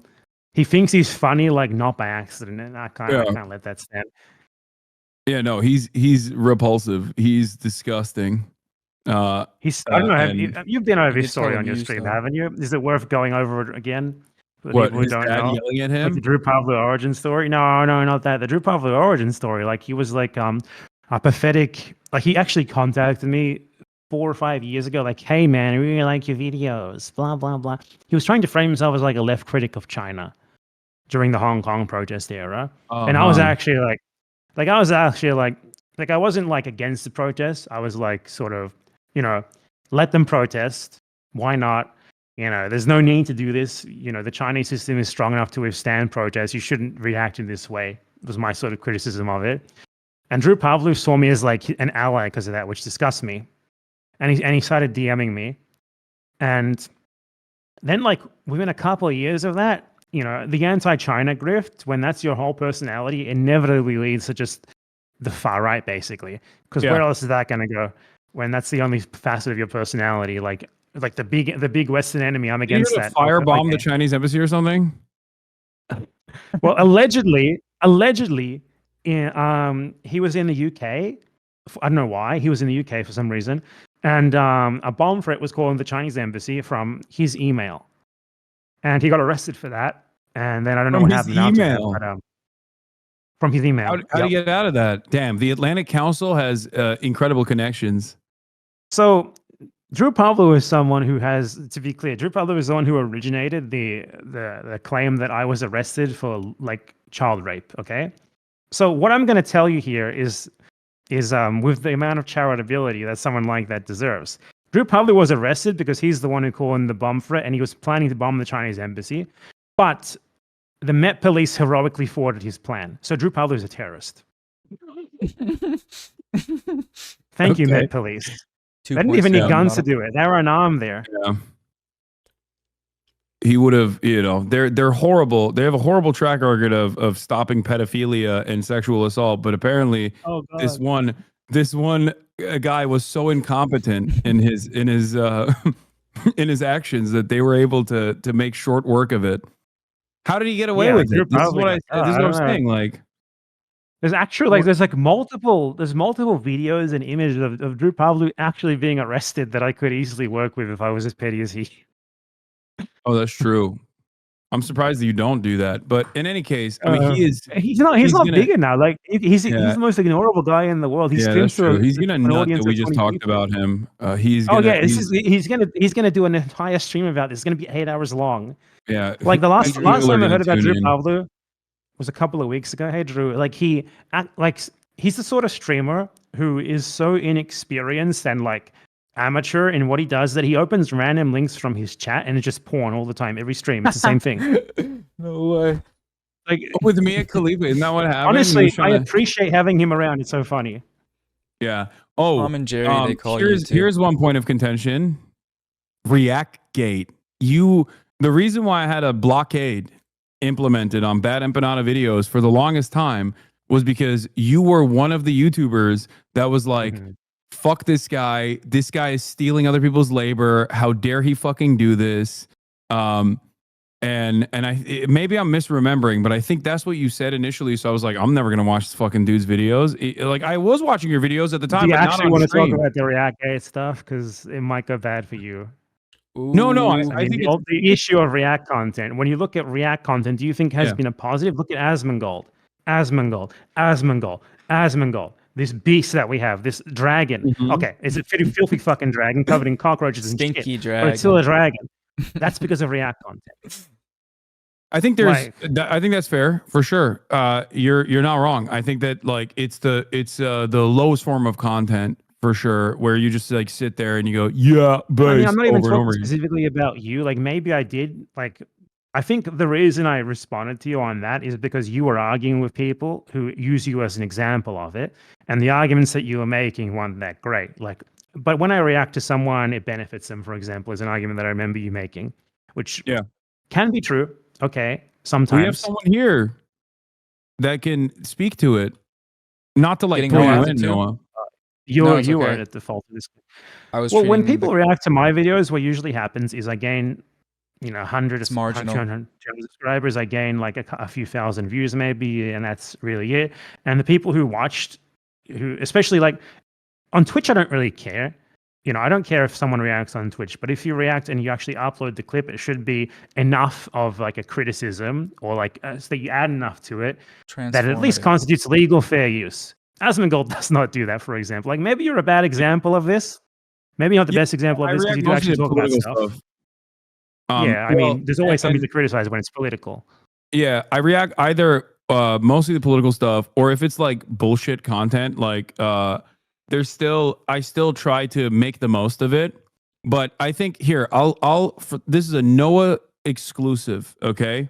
I'm about to say something that I don't think I've ever said in it on YouTube or in public even. I got the button I ready. think that the initial response, the first ever React game, when people were getting mad at me because like I would have the chair on, and while the videos were playing, totally fucking fair and valid. And for the past multiple years, that's not happened on my broadcast. Like there are instances where I get up to pee, but it's usually during a video that's playing that's like from a friend or from news and commentary, and it's only for like 30 seconds to a minute. Yeah, I mean, the examples that I did see them use of you, like there was one, like the initial video that I think started that thing. I don't remember who it was, but you reacted to his video and you just JXC sort of maybe? left. And it wasn't Yeah. a political video. It was like Yeah, a it fun, wasn't. Yeah. dumb little video. And I think his point was valid in Yeah, that and your I react to that apologize. video By the way, wasn't that's good. another thing. I literally apologized to that person instantly, and then they basically like quintupled down and like did this like 8-hour broadcast with a bunch of like random fucking slop tuber commentary people, and I was like, what the fuck? I think this guy's just like trying to farm drama out of this. But yeah, I mean, that person actually, I don't know what their preferred pronouns are, but that person was totally valid, and I immediately apologized to them, which got lost in the sauce. And then after I saw the 8-hour back and forth, I was like, oh, this is just like a farmer. Well, maybe but it was in the end. Maybe that person I think was that like person that. was a But farmer. I don't know think what they're. ultimately, regardless of them or any other shitty people who were on their side, like you kind of seem like to me like you were on the wrong side of that because of I don't know, you seem really hostile to, maybe it's because you saw that and I was getting after that, but like you seem pretty hostile to it initially. I don't know, maybe it sounds like you've thought about it more since then and sort of realized that I think there were a even bunch if of that stuff guy that was I a did. shithead, they were kind of right, at least There initially. was a bunch of stuff that I did initially that I changed. I don't do anymore. Like I don't cook food while on stream. Like I order. Like there's a bunch of stuff that I used to do that I don't do anymore. That in an effort to like reduce the chair time. The thing that I was frustrated by is that people were just like saying that all I do is just like put the chair on and fuck off. And that was annoying to me because it's like before the Reactgate shit, I was known for being a person who paused all the time and like added way too much information to the fucking video that like people lost the plot of the video, so much so that Casually Explained had like a very famous viral meme about it where he goes, "Thanks for unpausing the video, Hasan," knowing that I was going to react to it. And very quickly that like flipped, that attitude flipped, and everybody basically turned into like, there are still people who think that I just sit there and play YouTube videos and like the fuck off. Like they unironically think like there's just a chair for an hour for like a 15-minute YouTube video. Yeah, I mean, I'm sure like in your case, you're right. It's just that in that one specific instance, that guy did have a point. Yeah. And I think maybe that negatively polarized you a bit to the point where like you saw me talking about it and you were like, fuck this guy, whatever. But I think fundamentally, a lot of the people who expanded on that, even though some of them are cunts, like Dark Viper AU, he hates you. He's a huge cunt. But his video series on React content, he's right. He's really right about it. Like, I think I don't think he's you a really and interesting I don't guy. think. I don't. Yeah, he's a weirdo. I mean, he's weirder than me. Okay, weirder than me. Yeah, what's up with the Australians? Yeah, what's going on down there? What a shithole. Yeah. But like, They're either the fucking Maoists or the most insane YouTubers I've ever encountered. yeah, what I was gonna say is just like, I don't think your content is like the level. Like React content is totally fine as long as the person reacting or criticizing or whatever actually adds like something to the video that is beyond just making a face in the corner like Asmongold does, and then re-uploading the video and getting the money off it.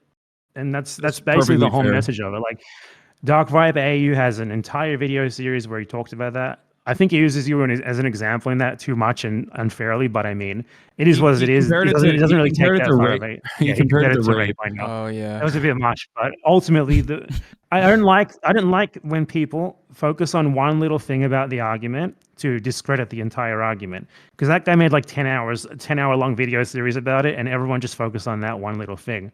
That was And a I feel little like bit of it's a unfair. crazy argument, I think. Yeah, it's a crazy argument. It's a crazy argument, but it's not. It's a dumb thing, dumb way to make his point. Ultimately, Yeah. he's No, still he's still ultimately in the right in the broad strokes.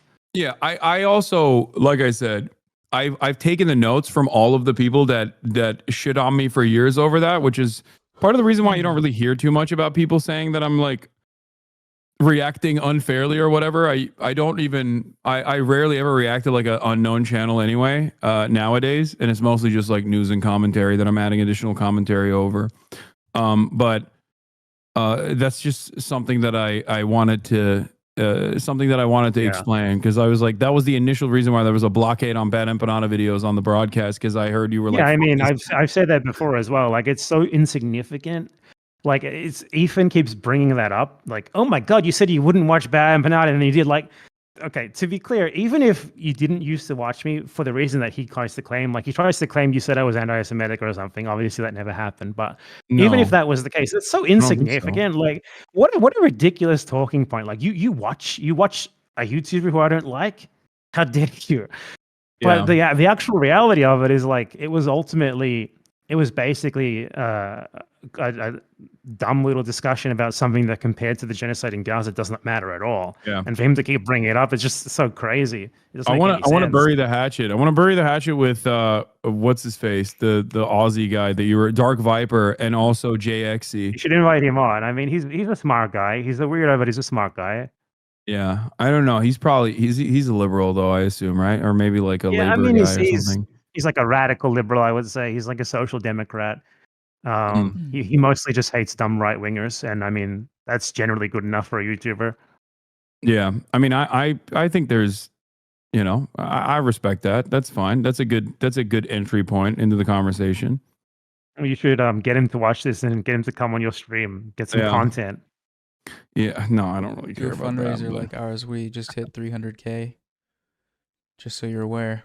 Doesn't that mean you have to like shave your Kill mustache or something? Yeah, 300 is I I think. can't believe it. 275 was shaved mustache. 300 is I don't even remember. How much is that? How much is that? I haven't been looking at the stream because I mean, 268 was the internet- main one, and then there's two others. One of them's 12,000. One of them's about 20,000. So added together, damn. that's somebody do that. I think it's And 300. Bad Empanada is profitable. They're definitely not here for Hasan. Don't tell me otherwise. Of course not. So Controversial figure, man. Yeah. I was This going to is say, Bad like, Empanada what do you think redemption about the stream. fact that Ethan Klein made 30 minutes of your debate, like, to be just asking you random questions about me? Yeah, I mean, condemn somewhat Bad expected, I Empanada. guess.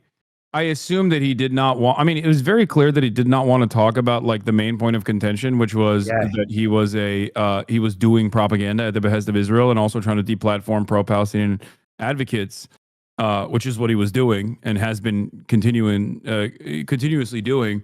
It was staunch very advocate interesting for that he Palestinian people. conceded. What? A staunch advocate for the Palestinian people. he Yeah, called no, a himself in the stalwart content. ally, as he said.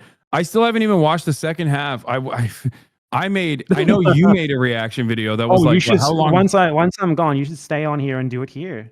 How another long? stream. How long was your? Well, I have to pee and go to sleep, but No, you don't.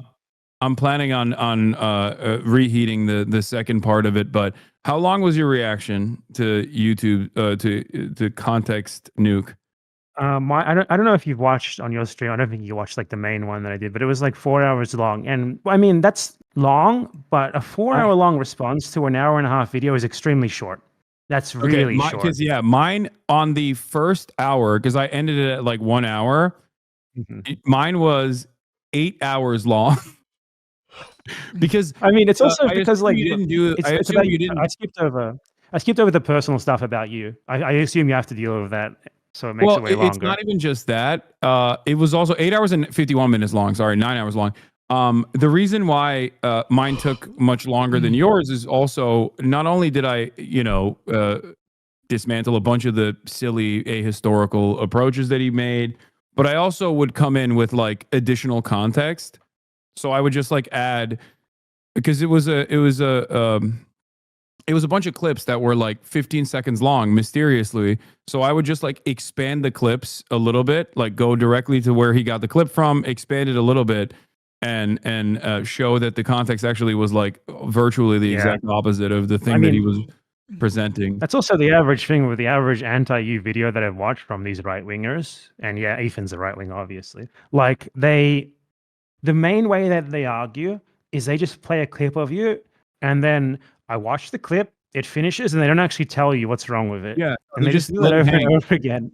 Ethan did that a lot. Like, most of the clips that he played of you were like 3 seconds long. This the obviously the worst one was like, doesn't matter if rape happened on October 7th, and what you were saying is completely different to what he implied as. And now like you have fucking like Barry Weiss's media outlet writing articles about you saying that and sourcing the Destiny wiki. Yeah. Interesting, right?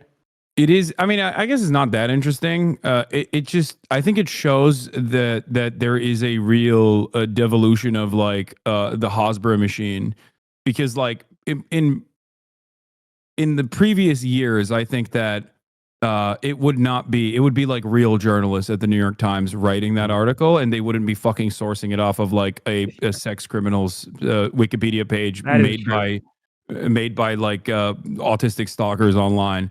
So I think on that front, I think it's like the only places that have any sort of motion on this stuff is like the New York Post, the Daily Mail, and like Free Press. Like these are Hasbro rags, right? So they don't like that in and of itself, I think, shows that like discourse around this issue has changed quite a bit as well. It has. It really has. The only thing is that like I totally agree with you on that. Like I feel like Israel's PR has gotten so bad in just the last year and a half that it's never going to be able to recover.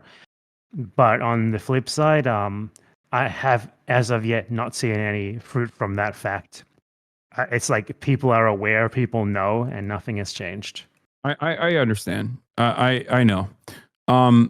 The other, what else was I going to say? There was another thing that I was talking about the context nuke, or at least like the debate, the back and forth. Oh, I found it really cowardly that he just like immediately conceded on the main point of contention to be like, oh, it's a genocide. And I know he doesn't believe that at all. Because like it doesn't make sense. If he believes that, then like so you're like, what I was trying to draw home was the argument that I was trying to present is like, okay, so if you fucking believe it's a genocide, like why are you spending all of your time talking about like my bleach sword that you have decided is the most anti-Semitic thing that anyone could ever do? I mean, Ethan is doing like the internet equivalent of trying to start the proletarian revolution in Britain in 1944.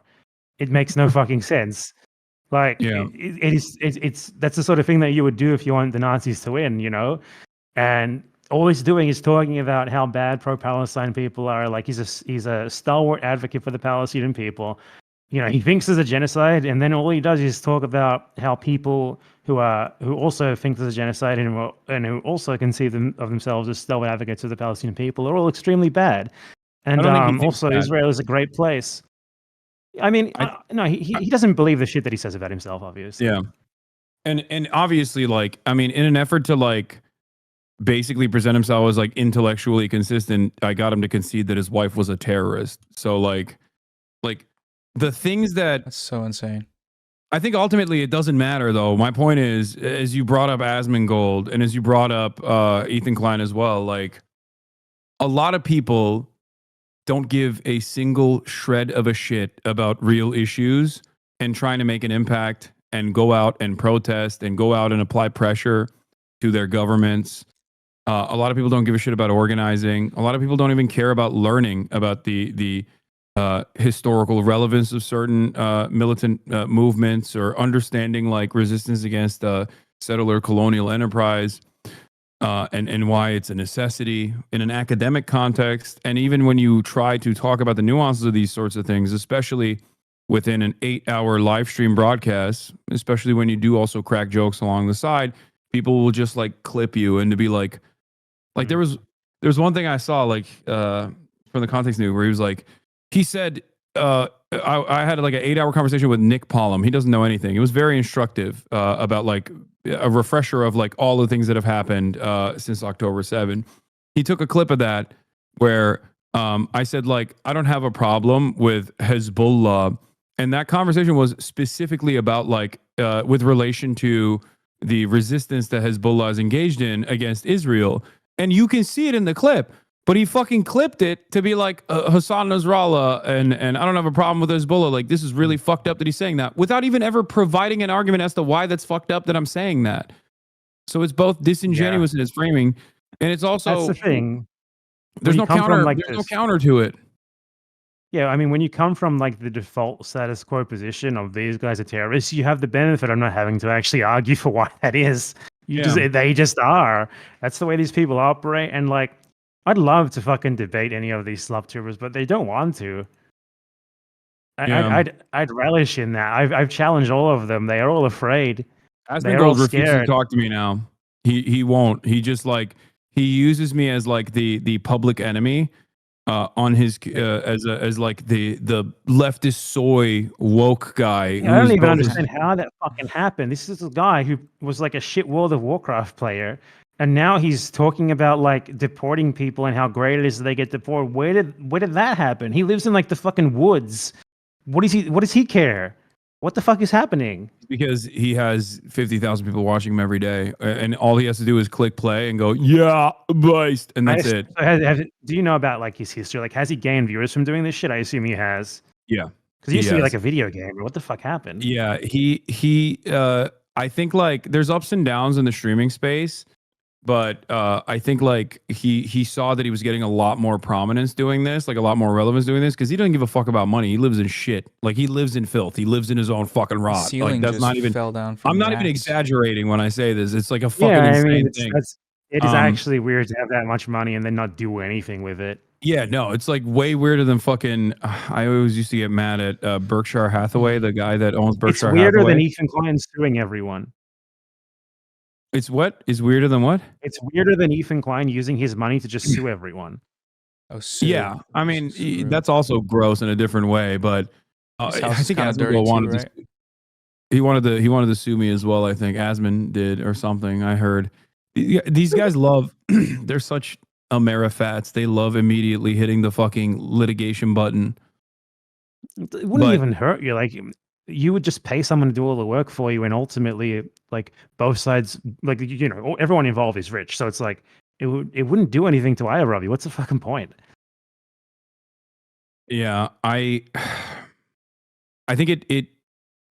I have become, unfortunately, like a beacon of what it is to be left online, all the way from like being pro-Democratic Party, all the way to like Gary radical, revolutionary socialist policies. People who like have learned that making videos about you gets them more views than normal, and there are so fucking many of them. Yeah, like I get it's a never-ending cycle because like videos. Yeah, and that's literally what it is. And unfortunately, because the average person's interest in political affairs is resembling someone with the brain of a walnut, they eat that shit. They eat that garbage, and they believe it. Like how sad. Everything. Yeah. I don't know. I've long lost faith in humanity, if it's not obvious. So I'm sadly not super. You're a bit of a nihilist. Surprised by any of this. Am I a nihilist? I think the human race is superior. We should all unite and go to the stars, like in Star Trek. The human race is superior to all the other races on Earth, like the dogs, the cats, the dogs. I'm a human supremacist. You can't say this shit on YouTube. You're gonna get like negative comments from someone like anti-species people, and they're gonna be very angry at you. But vegans, like I think ultimately the internet and social media has been weaponized by like the whole concept. Like this is so far away from what you're just talking about, but it's still relevant. Like I think social media very much in a way democratized the dissemination of knowledge, which is why we can see the Gaza genocide, for example. But at the same time, It created like this massive arena that every single person in the world is always constantly using. Not every single person, but most people always constantly using, and it makes it so much easier to reach them with shit that turns them into a horrible person. And that second option is winning out over the first one, ultimately, which is how we get like literal beasts like Asmongold. Yeah. It's the state of affairs is certainly dire, but I think like one of the things that always gives me hope, like it's hard being optimistic around you because you have such a dire outlook, which is crazy because people say that about me all the time. But I think like I think solidarity is a fantastic way to reinstill some sense of confidence in yourself and in your fellow man. Like the conversation I had with Jean-Luc Mélenchon in France was incredible. Like it's so eye-opening to see someone who I might not fully agree with in terms of his worldview, but like it's like seeing a major politician that was the leader of the Popular Front and it was still undermined by Macron, but seeing someone like that have such similar opinions to myself, it really is galvanizing. Like I felt awesome about that. Like it was just it's a demonstration of solidarity, and I think that that's something that we shouldn't lose sight of.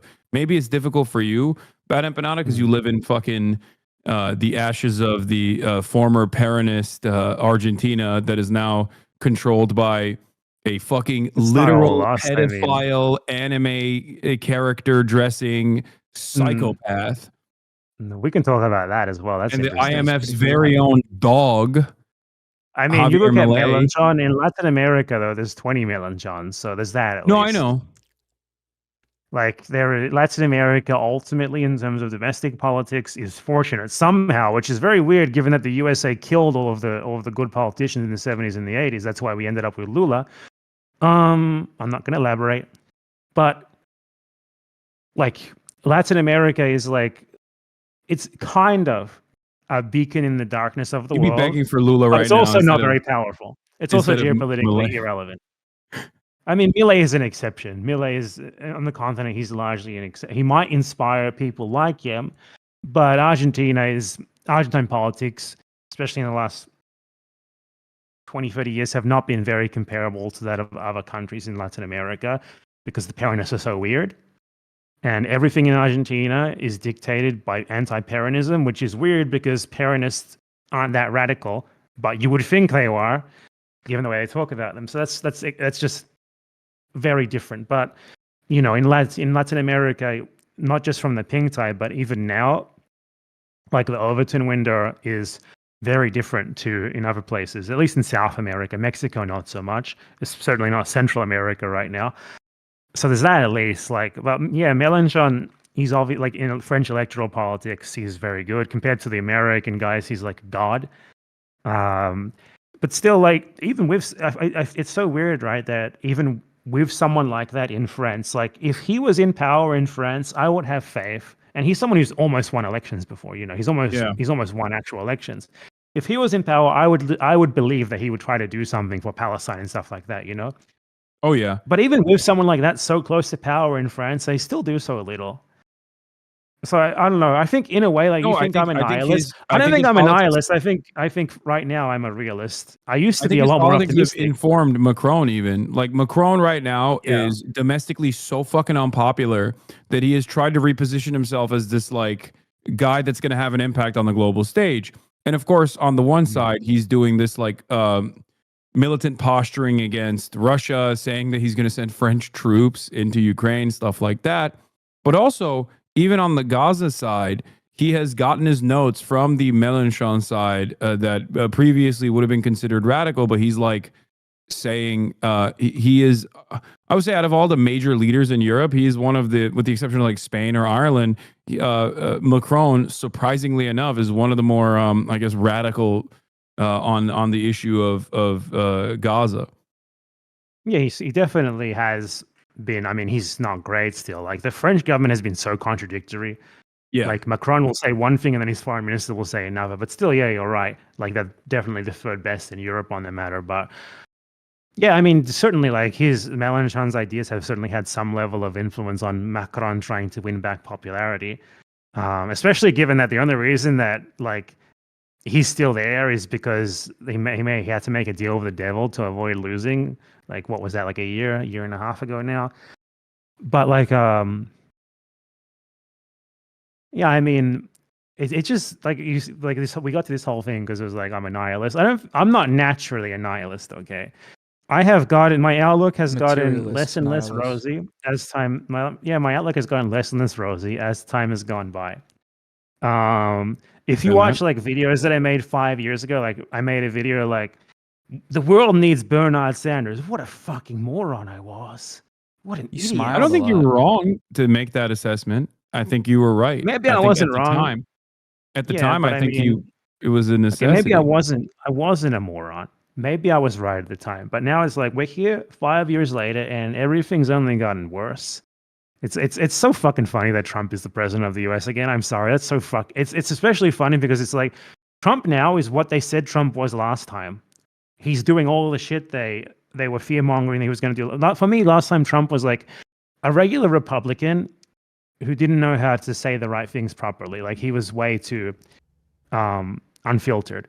Now Trump is what they were saying Trump was before. He's totally disconnected from American politics before. Well, he's not totally disconnected, but he's very different. He's like just Yeah, he's not on pretending to give a shit about the Constitution and stuff like that. Yeah, he's on a vengeance arc. So it's like, but I think that's like they still fucked him up though, because like he's been on this tariffs tip for since like the 80s. And when he started, in the words of Felix Biederman, molesting the money, he got that boss call from Jamie Dimon and he backed away. Like I think that played a big role in him not even trying to completely undermine global trade in a way that America had envisioned, which was so stupid. I mean, it was so incredibly stupid of him to do that, especially without like a robust manufacturing base. Like, what the fuck are you thinking? But yeah, I mean, it's totally it's nonsensical. Even if there is some sort of reason between his economic strategy, like trade strategy, it's a stupid reason. But I just think things have gotten like bad enough to the point where a little bit of pessimism is certainly warranted. And a lot of my pessimism, though I don't say it a lot, it comes from climate change because we don't talk about it enough, and it doesn't matter if we talk about it at this point. I made a video on climate change, like honestly, what was it, 3 or 4 years ago at this point? And in that video, at the time that I made that video, it was like, okay, we do something literally right now that is so absurdly radical that it'll never happen, or we're fucked. Obviously that hasn't happened, and things shit has only gotten worse. That's just like the most pressing, greatest, like most existentially bad example of why one might rationally be a bit pessimistic now. And then, there's Gaza, there is the inaction in the Western world against that relative to previous imperialist wars. Even like, I feel like in a way, at least in Europe, there was even more opposition to Iraq, for example. And it's like, it's hard not to be pessimistic. I think it's kind of realistic to be pessimistic. It's realistic to look at things and be like, man, shit is kind of bleak right now. Right, but it can only get the only way to make it get worse or prevent it from getting any worse is to, try. Yeah, I mean, I'm not saying we shouldn't try. All right, Noah, you get in there. I'm gonna pee real quick. You can wash my chair for the time being. Yeah, He's like doing the things thing. are as bad as they have ever been, but doesn't that feel like an argument? That doesn't feel like an argument against trying, Not that you're necessarily making that Yeah, I mean, argument. I absolutely do not. I never ever have and will never tell people to give up. Yeah, I mean, I never will. I feel there was one argument I made a couple years ago where, like, I like sort of jokingly said, like, if you're American, just fucking leave, just leave and go try to be Che Guevara somewhere. I mean, I don't actually think that, but sometimes it does feel like you could maybe do more elsewhere if you're American. Particularly now, like honestly, recently, like to bring up one recent example of what this is not American, but it's another country that has already long had the sort of repression of free speech that the US is now getting. In Germany, Red Media, this media company that was pro-Palestine, literally got like judicially harassed into shutting down because they reported on like multiple journalists, like links to Israel and Zionist outlets and stuff. And as a result of that, like they got reported to the cops, they got sued, all of this stuff, to the point where like the founder is now facing like a 3-year prison sentence for literally just like calling out German journalists for supporting like Zionist propaganda. And you know, when that is the sort of environment that we're in right now, and that is also where the US is going, I don't even remember what I was initially talking about. I just really wanted to shoehorn that in there because I forgot to talk about my stream this week. Pessimism But, versus optimism, I suppose. Yeah, like I used to, like the US used to be so much better on that sort of thing. Now it's, man, what do you even say about this? Yeah, but it brings a little more context. Oh, go ahead. Yeah, I was just gonna say, like, that sort of thing is a great reason to be pessimistic because, like, the crackdown on pro-Palestine speech is not just a crackdown on pro-Palestine speech. I feel it's not everywhere it's happening. It's going to be extended to other things as well. Yeah, it's an entry point into the conversation because Israel and Israel advocacy groups are they have a stranglehold. Like they have very powerful advocacy groups. They have a really powerful influence peddling operation that's very sophisticated. You're gonna get clipped. Wait, why? Clipped anti-Semitism. Well, it's just okay. Yeah, I know it's just true. I'm just saying. Yeah, and I think that because of that reason, like these are all advocacy organizations that masquerade as like Jewish advocacy organizations. They act like they are entirely predisposed with combating anti-Semitism, and they have a lot of institutional prowess. They have a lot of institutional prominence. And I think Trump recognized that, or at least not Trump necessarily, but the Heritage Foundation, American Enterprise Institute, like the guys that did Project 2025, also had a write-out for this called Project Esther. The New York Times actually reported on this, surprisingly enough, the other day, which was weird to see.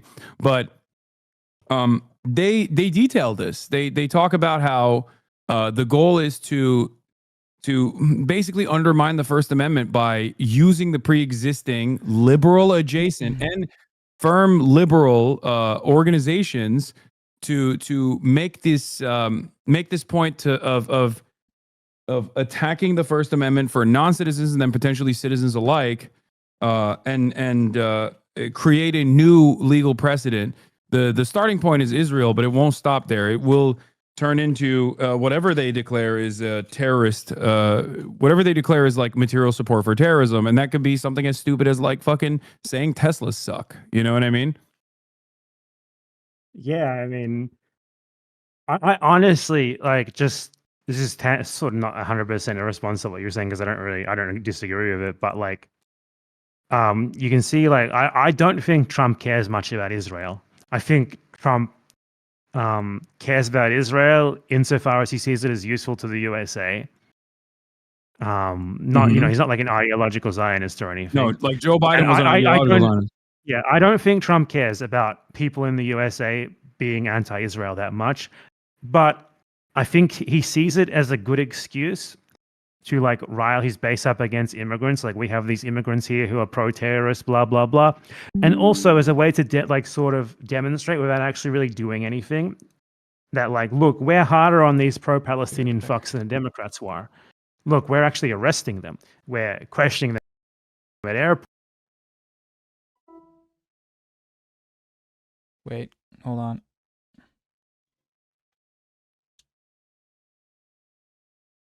You're muted. And this other stuff. That's the Tesla stuff that you mentioned is a great example of that. Like, you're attacking Tesla, somehow you're attacking the government. I don't even think Elon Musk is like a part of the government anymore. Hold on one second. You're back.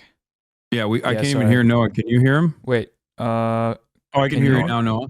Yeah, sorry. Yeah. I turned my headphones off and then the whole thing exploded. Keep going. Okay. Uh-huh. Okay, what was BadEmpanada was saying a bunch of anti-Semitic stuff, and I bravely defended I hit the button. Israel. Yeah. Hasan actually called the ADL, the ADL cop cars on the way to my house. I won't be seen again soon. Just like the South African activists who they helped disappear back in the 70s. Look it up. Yeah. In the 90s, they got prosecuted for it. In the 90s, they literally got prosecuted for it because they were caught. They were caught spying on. So they got prosecuted as in like they got convicted, or there was just like an investigation? I think there was an investigation. I remember reading about, but in the 90s they were like outed as directly spying on black protesters. Of course, that's par for the course. That's a double Monty. Both Israel and also apartheid South Africa hate black people. But what was funnier is they were also spying on Jewish student groups that were also against apartheid in South Africa. So the Apartheid Defense League, as I like to call them, was spying on Jewish Americans at the behest of apartheid South Africa. Fantastic stuff. This is it's because of the like South Africa Israel similarity and alliance, they just can't hide it, can they? There are a lot of like organizations in Western countries that have like this veneer that makes them like untouchable sacred cows of, we fight anti-Semitism. And sometimes they do, sometimes they do actually. Like the ADL does actually have like for example, like resources on its website, like that describe a lot of stuff in regards to anti-Semitism and like just in general Nazi stuff. Like look at this like Nazi symbol or whatever. Okay, useful, great. But that is not the primary function of this organization. The primary function of this organization is the Israel advocacy. They have to do that so they can do the nefarious Israel advocacy. Because if they were just doing Israel advocacy, they would come across as ridiculous. Like people would be like, "The fuck? Aren't you supposed to be like combating anti-Semitism? What are you doing?" And I think that's or maybe it was initially in its inception. I think it was because of the famous incident. Yeah, it was like a guy got lynched or something. So they exactly. Like I think in its inception, and somehow it became this. Yeah, in its inception, it was like a genuine. I suspect it was a genuine like a genuine way to combat anti-Semitism. And then it very quickly got swept away by Zionist interests. And that's why you had also the former president of the ADL shitting on the current president of the ADL recently. And I was like, bro, you guys are, I can't believe that there's like internal conflict within the ADL on this. Yeah, just in regards to like the contradiction between like the ADL and the anti-hate speech image and then the ADL advocacy. I don't know if you've ever seen the Tucker Carlson clip where he calls them out on that, and he's like, the ADL says that Israel should take measures to maintain the Jewish demographic majority to make sure that Palestinians can't take over. I agree. So why is it that Jonathan Greenblatt, who at the time was the leader of the ADL, why is it that he says that in the US we need to have this flood of migrants to make it so that we are no longer a demographic majority, and then they vote us out? And it's like, Tucker Carlson is a piece of shit, but he's not wrong in that he's a fascist talking to another fascist, and he's saying you're being a little hypocritical to the other fascist. Yeah, it's like, so they have like two faces. Clearly, it's like one face is like, we are an anti-hate speech group. Yeah, Black Lives Matter. And then the other face is, but no, Israel, we're going to do all the shit that we rally against in the USA, in Israel, and we support it 100%. And you can't say anything in the United States of America against that, or else you will face severe repercussions. I feel like at least this is one of the reasons why I said that like you got to be a little bit harsher, is because this sort of thing, it is actually kind of eroding. Because a lot of the Zionist harassment, not all of it obviously, because they do actually have institutional power where they can do real shit to you that is not just interpersonal. But a lot of the Zionist harassment and doxing apparatus, only reason it really has its power because of the social pressure. Like, a social media harassment of an employer, and the employer is like, look, they come up to you one day and they're like, look, you're not a bad worker, but I have 200 people sending me messages on Facebook. I don't know what to do about this, so I have to fire you. The Ethan Klein method.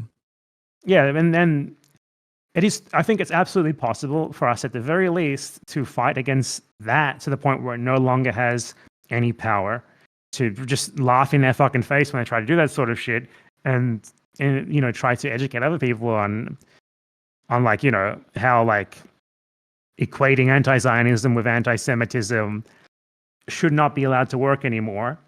And a part of that is pushing back against what I call Jewish exceptionalism, which sometimes, sadly, you do engage in on your broadcast. Oh, great. This is a good point of contention. I don't think so. You disagree with me, or you think you don't engage in it?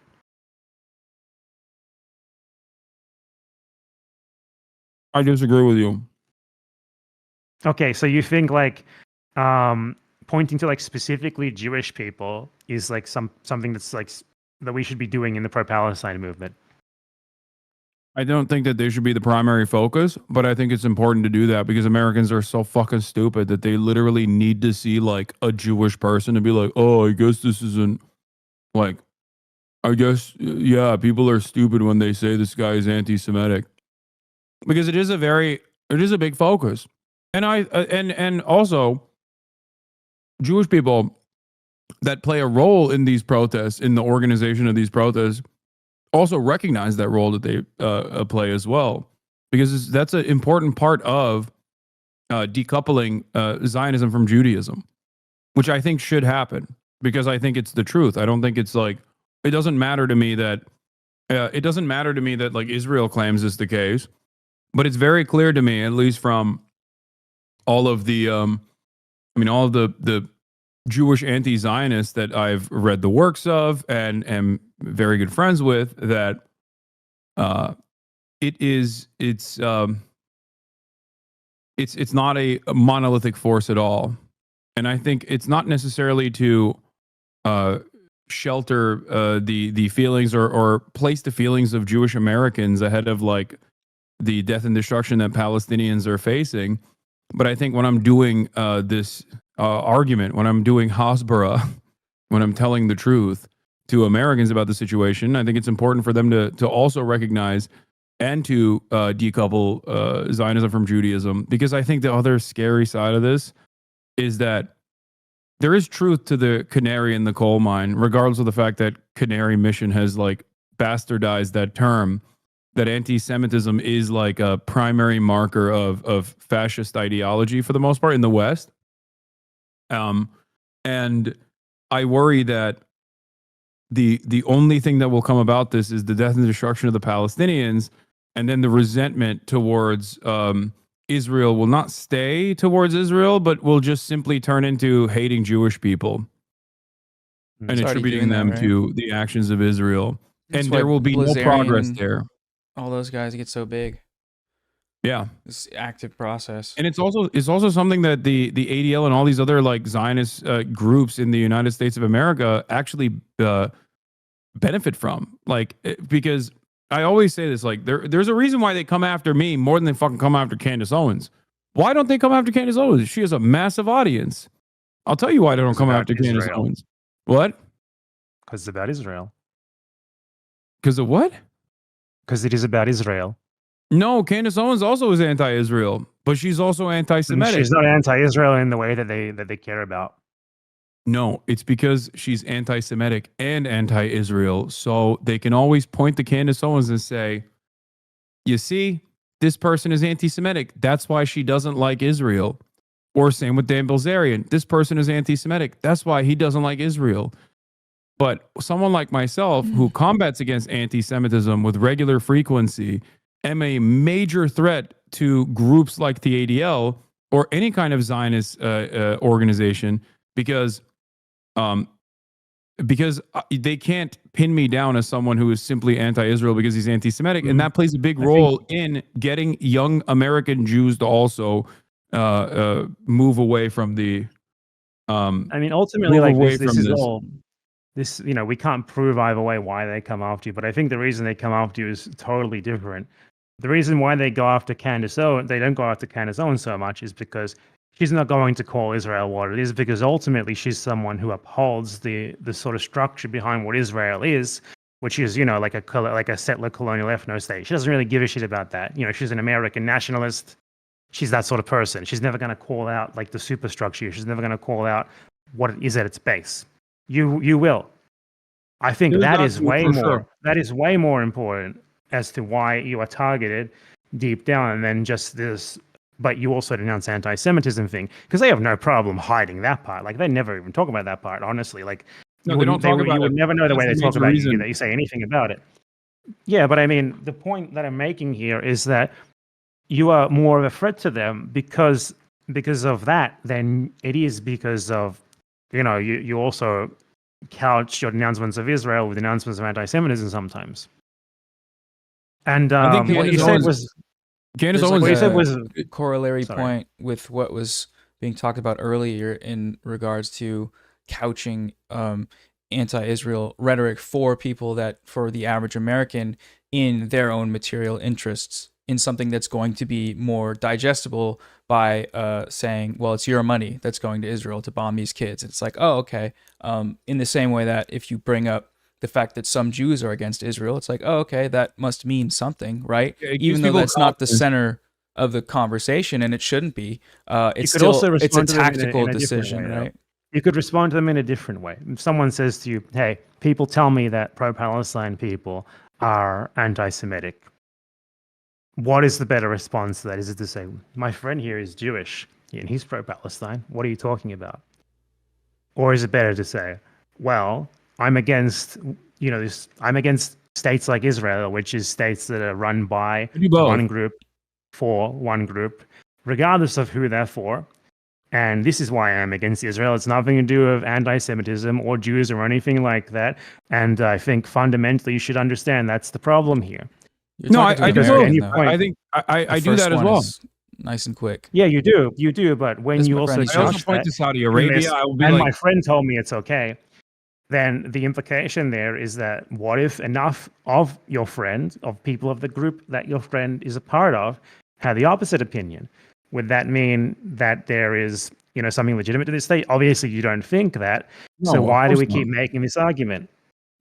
I told you it's only complimentary, but the reason why I also make that argument is to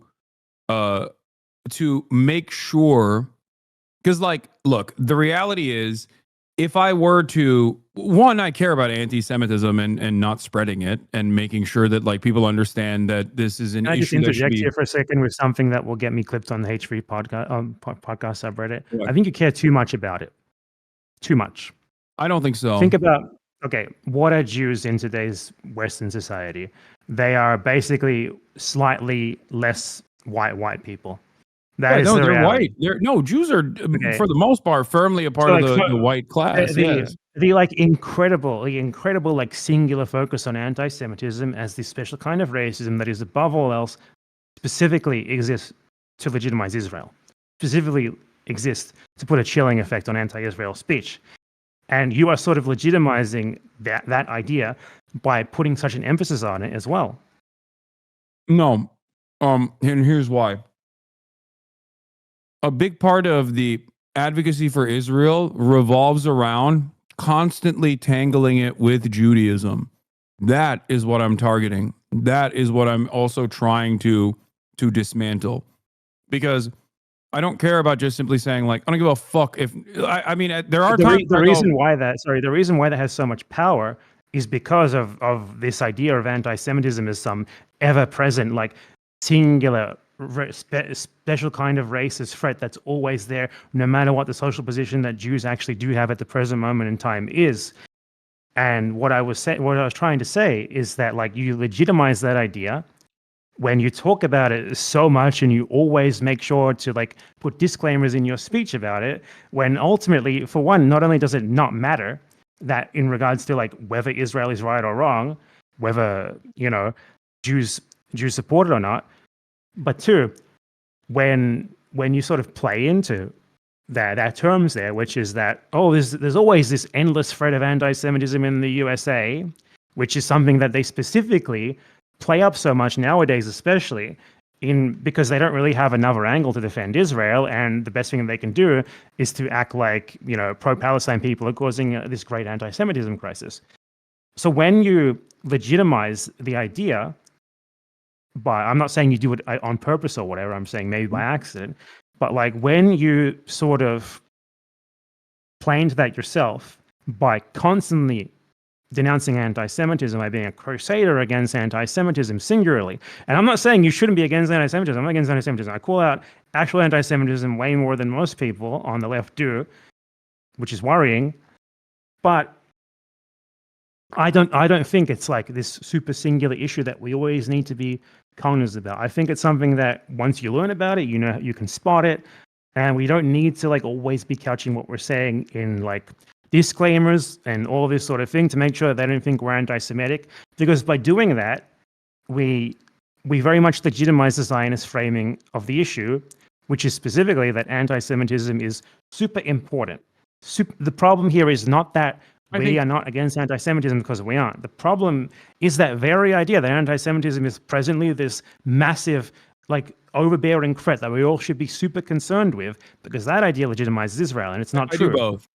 I do both. And that's the reason why I said I don't agree with what you're saying, is because I don't know if you see this or not, but I spent a great deal of time talking about precisely what you just mentioned, as far as like how this is weaponized, or how this is like classified as like a specific form of bigotry that is oftentimes bastardized. You're saying like Jews, by and large, in the United States of America, like are classified as white and are in an exceptionally privileged circumstance in comparison to like the Palestinians, right? That's like you're saying. So like therefore, I'm saying in comparison to other Americans, for example, as well, or even in comparison to other Americans. Sure, fine. I understand. I understand where you're coming from. Having said that, it's still a real bigotry, which is why I think that it's important to make sure that people are not taking their eyes off the ball.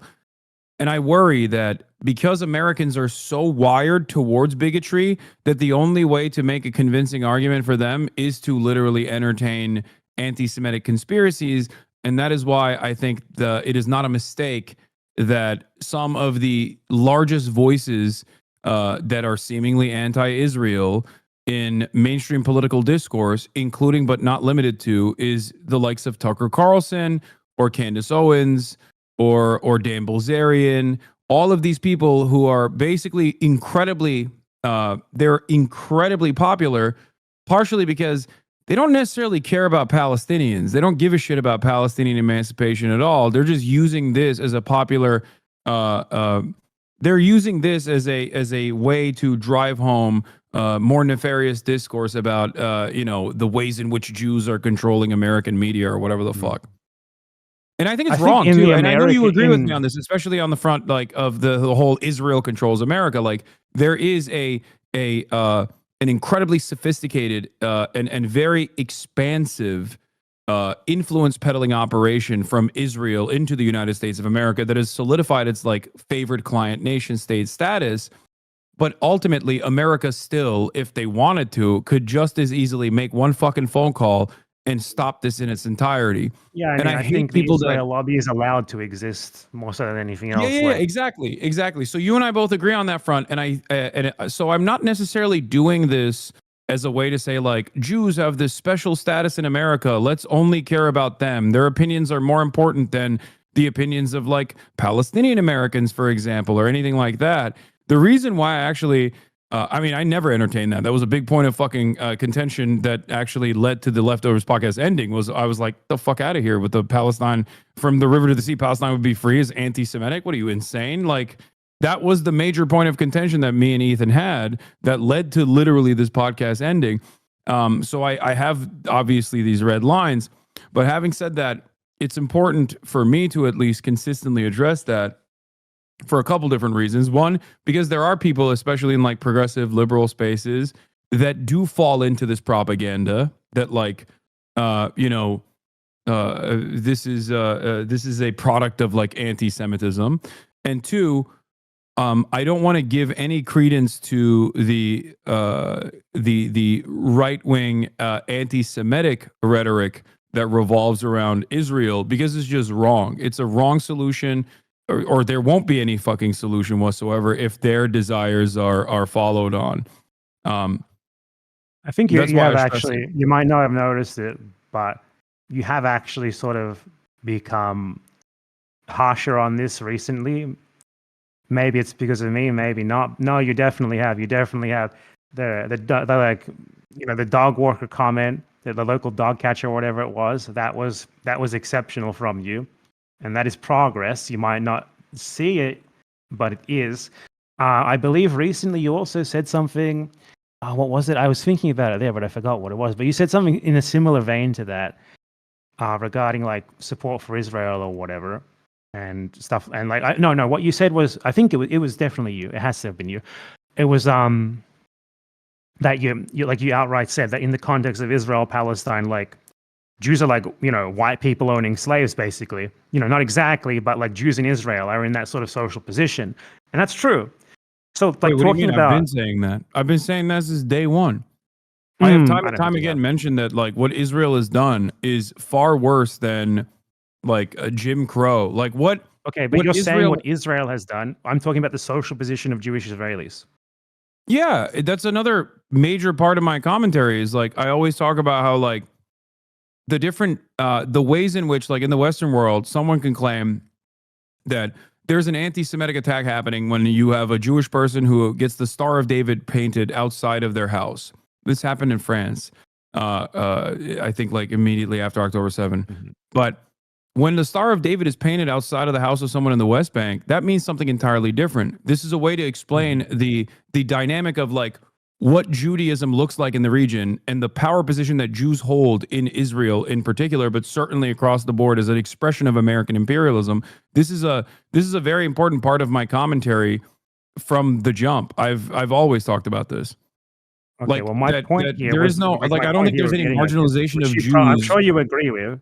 I'm sure Well, you agree with, and I think, you know, maybe you think that you've been saying this all along. I don't think you have. Like, well, you know, I've agree been. to disagree on that. I'm not specifically here just to call you out. You know, I'm not here to like hold Hasan Piker to account. I'm not Ethan Klein.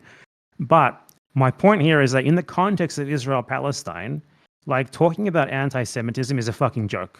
It's so worthless. It's pointless. It's like talking about anti-white racism. It is all Dude, lives that's matter. literally what I told Ethan Yeah.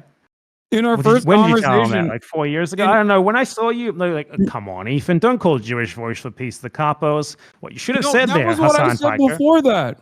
That was, Oh, Hassan Piker, what you should have said to him in that situation is, Ethan, in this case, the Holocaust victims are the fucking Palestinians. They have capos, not the fucking Israelis. Shut the fuck up, you okay, moron. okay. You have to understand something.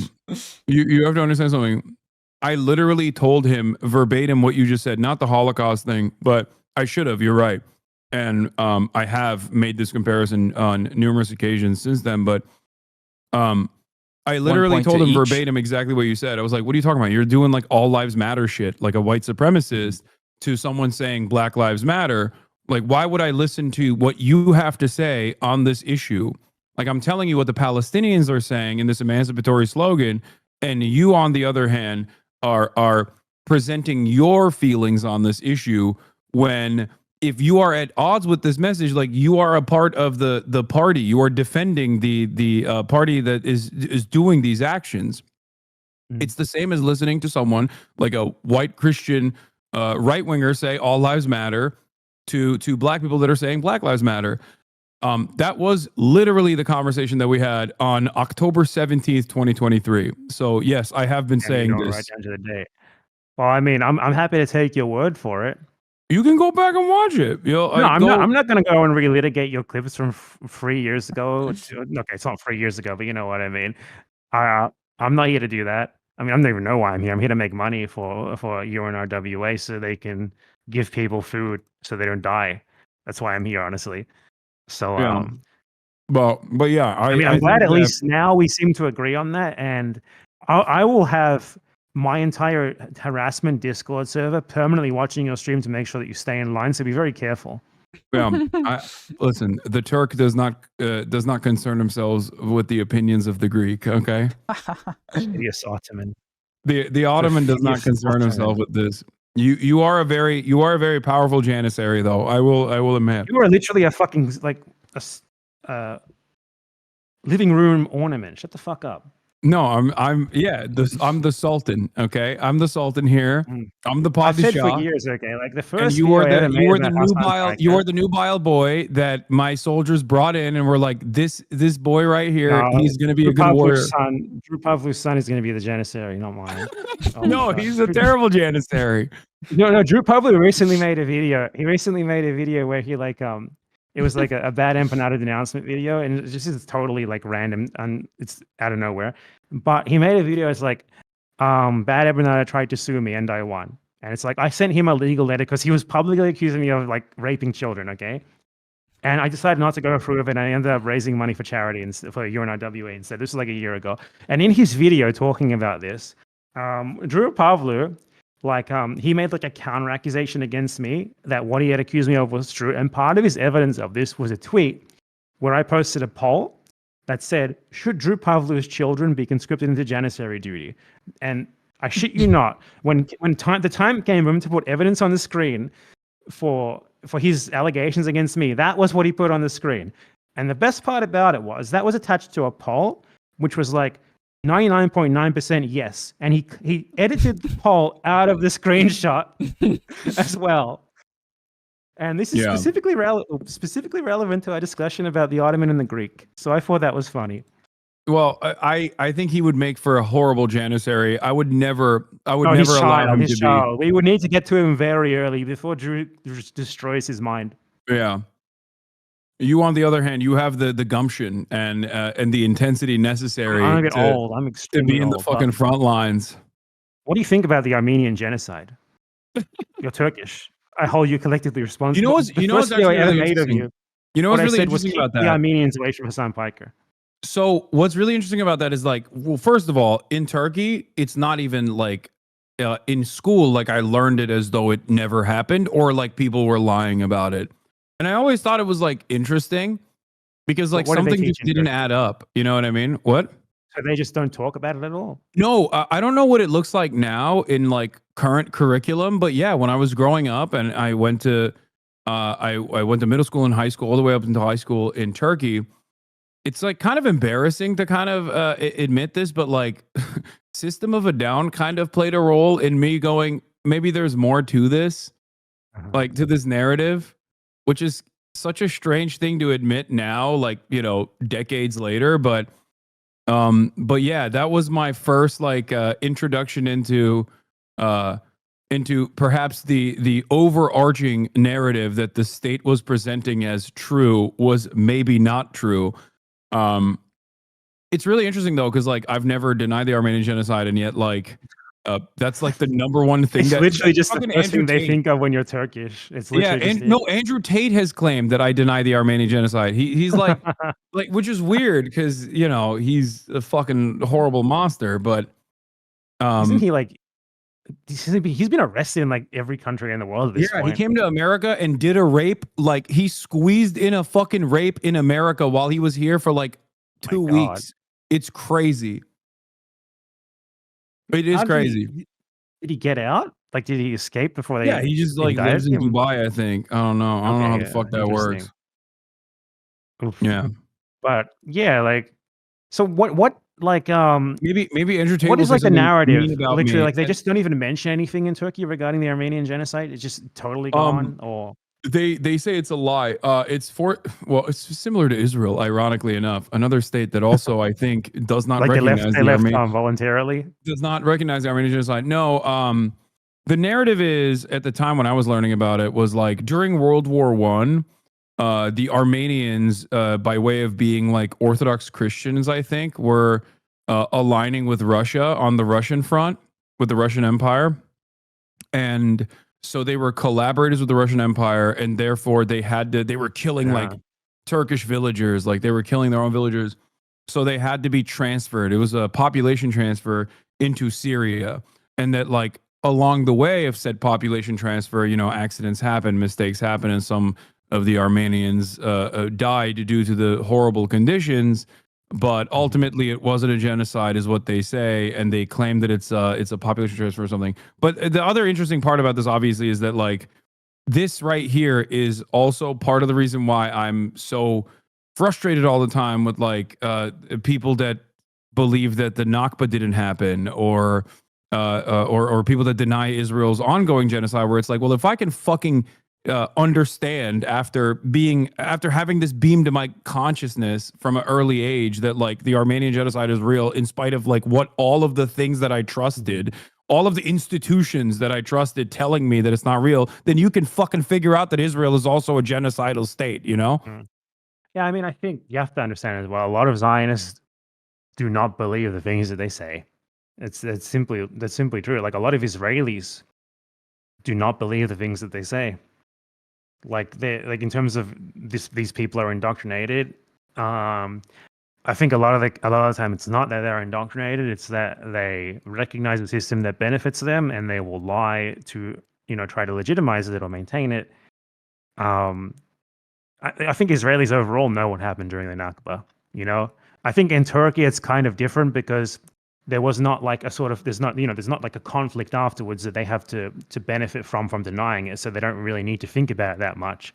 Whereas in Palestinians are literally still there right now claiming the land from Israelis, so they need to continually reinforce their narrative, not so much as the Turkish do. Yeah, no, that's definitely true. I mean, it's like in America, once a long enough time passes, like no one talks about or cares about the indigenous genocide of the Native Americans. Biden literally like went and just apologized to Native Americans, and everyone forgot about it the next day because it's just like now they're comfortable talking about it because there's no consequences for talking about it. Yeah, exactly. And that's my biggest fear, is that like this will be relegated to the dustbins of history, and then like Israel will do like fucking disgusting land acknowledgements 100 years in the future. You know what I mean? I just like thinking about that makes me so angry. I don't know. I don't even know if Zionists would do that. I don't know. Zionism seems like a particularly bad settler colonial ideology that might even reach that stage. Probably not. Yeah, because I hope that there will be a dismantling of Zionism across the board, and that there will be a single solitary secular state.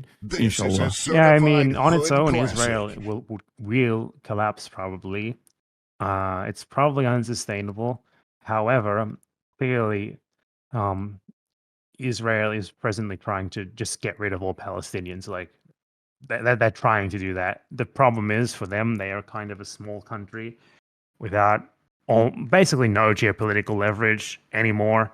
Like whatever usefulness they used to have in terms of fucking up all fucking around in all the politics of their neighbors, they're kind of beginning to outweigh that in their just blatant and overt genocide that now everyone can see, and even their own people are having trouble denying. So I don't know. Maybe there is some case for optimism there in that Israel is not going to be able to carry out their goals as much as they would like to, and they might try like they might like explode under the weight of trying to, because Israel is not like the colonial United States, where they could just do this shit with literally zero consequence at all without any help from anyone. It is a country that is totally dependent on the rest of the world to even have a slight chance of existing. And for it to do what it wants to do, while its allies can also somehow sell the idea that they are for a two-state solution, all that sort of stuff, I don't know, it seems untenable, but they're definitely trying anyway. Yeah. I mean, we'll see. I think they have a grand design in the region, and Israel plays an important role in this. And I think that there's going to be more. Israel's going to play a major role in like going against Iran as well, because I think the ultimate goal for America is to go and decouple the rest of the world from trading with China, move them to like India or other secondary markets for manufacturing, only so they can more easily go to war with China Or I mean, I think Israel has been super important to Middle Eastern strategy for the US in particular. I mean, you can see the result of that right now. The reason the Arab Yeah. countries don't do anything about Gaza is in large part thanks to the role that Israel played in just totally fucking up regional geopolitics to the point where the US was able to capture their governments. yeah, It's no, for been sure. amazing at that. But then there's also like even though like there's a normalization between Israel and Saudi Arabia, Saudi Arabia and Israel are like going to be rivals at some point because their own interests in the region is kind of conflict. The Saudis want to be the hegemon. Israel also wants to be the hegemon, and at some point that's going to come to a head as well. So the U.S. like aligning with Saudi Arabia also sort of puts, I feel like a time limit in Israel's existence, honestly, because it doesn't matter. The US can't control Saudi Arabia. They want you to think that they can, but they don't. They support it. Saudi Arabia is way more powerful than Israel will ever be.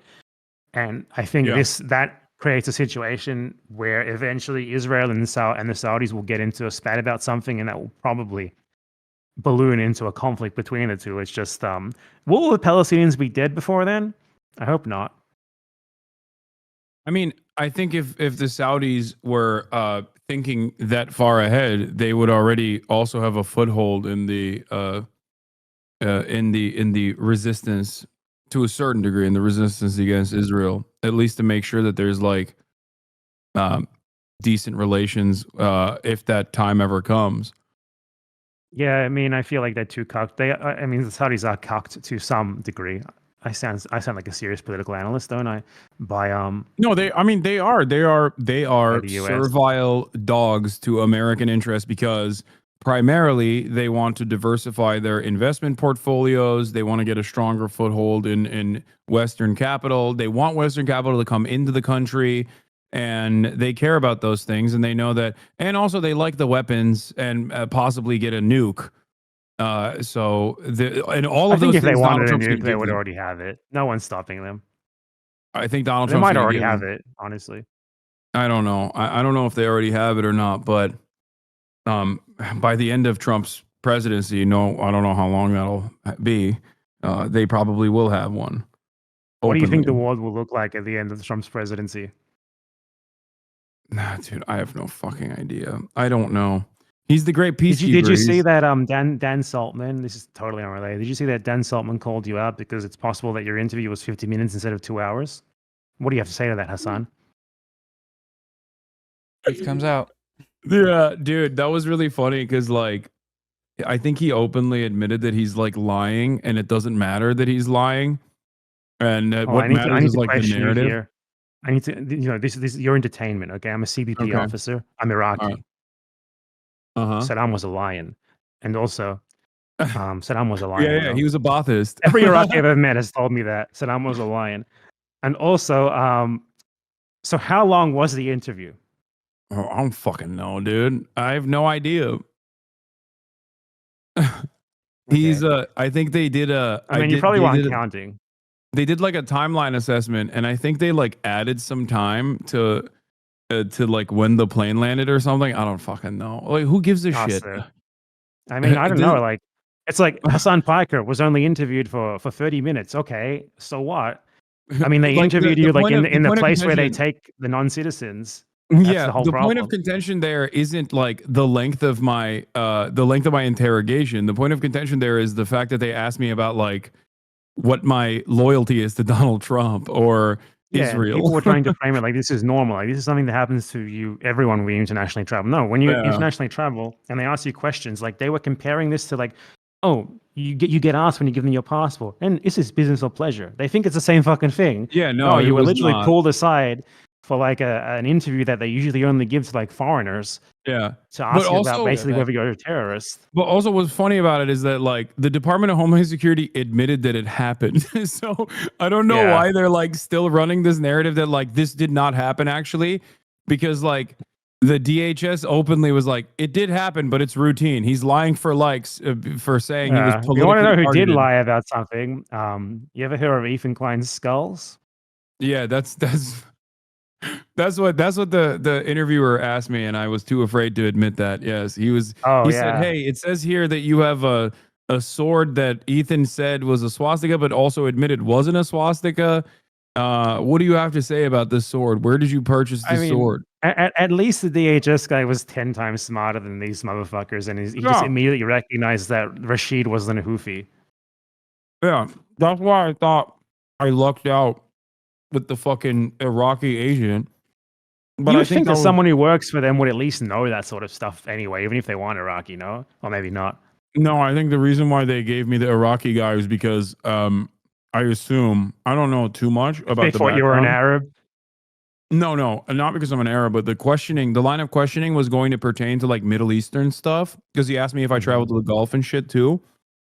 So I think they have like different agents that are more knowledgeable on certain issues. So they were like, "Oh, like we'll give the Iraqi guy to question this dude." Uh, yeah, Because probably like, that. because I was coming back from France, I wasn't coming back from the fucking Gulf. Like I was coming back um from a family vacation with from France. But that was the other reason why that was suspicious. Why are you asking me about Israel Palestine? I'm just traveling back from France with my family. Mhm. Interesting. I mean, they just saw an opportunity to like potentially get you. That's really all there is to it. Yeah. Like if you had said the wrong thing, then I don't even know. Like, how would they arrest you though? Even if you had said, "Yeah, I love Hamas," it's the USA. Like, there's no way that would fucking fly in the court. So what was their plan? That's the scary Well, part. see, that's the problem. So I talked to a couple journalists about this, including Jeremy Scahill, and I think the thing that they're trying to do now is, and they have done this in like previous court cases where they claim that like offering legal counsel to someone of a known terrorist organization is considered material support. And that's an expansion on what Mhm. previously used to be considered material support.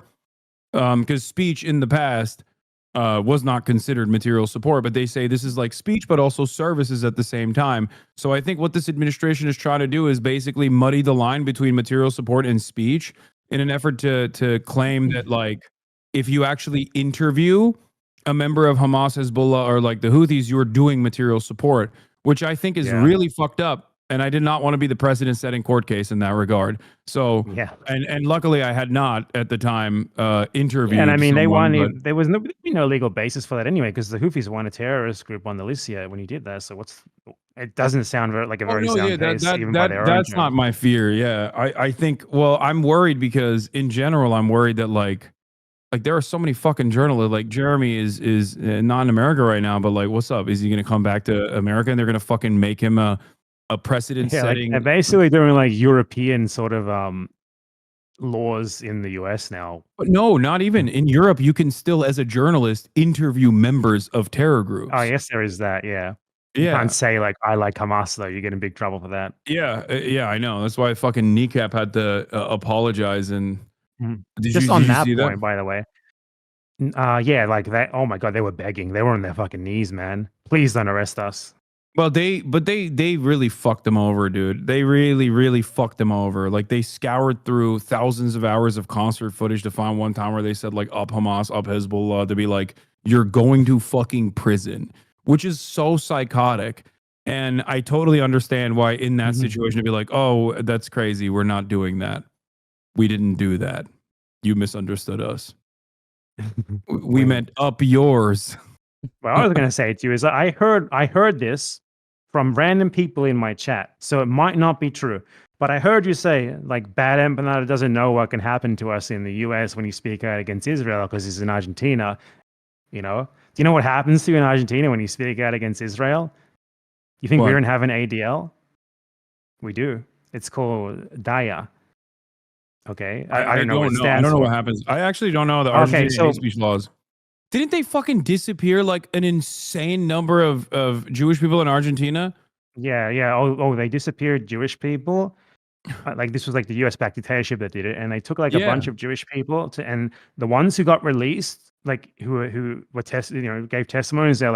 They were asking us if Israel wants to colonize Argentina because there's like this conspiracy theory in Argentina because like Herzl and that Zionist movement initially thought about Argentina as like a possible place for the Jewish colony, and Oh because of yeah. that, there's a conspiracy theory in Argentina that Israel still wants to take over a part of Argentina.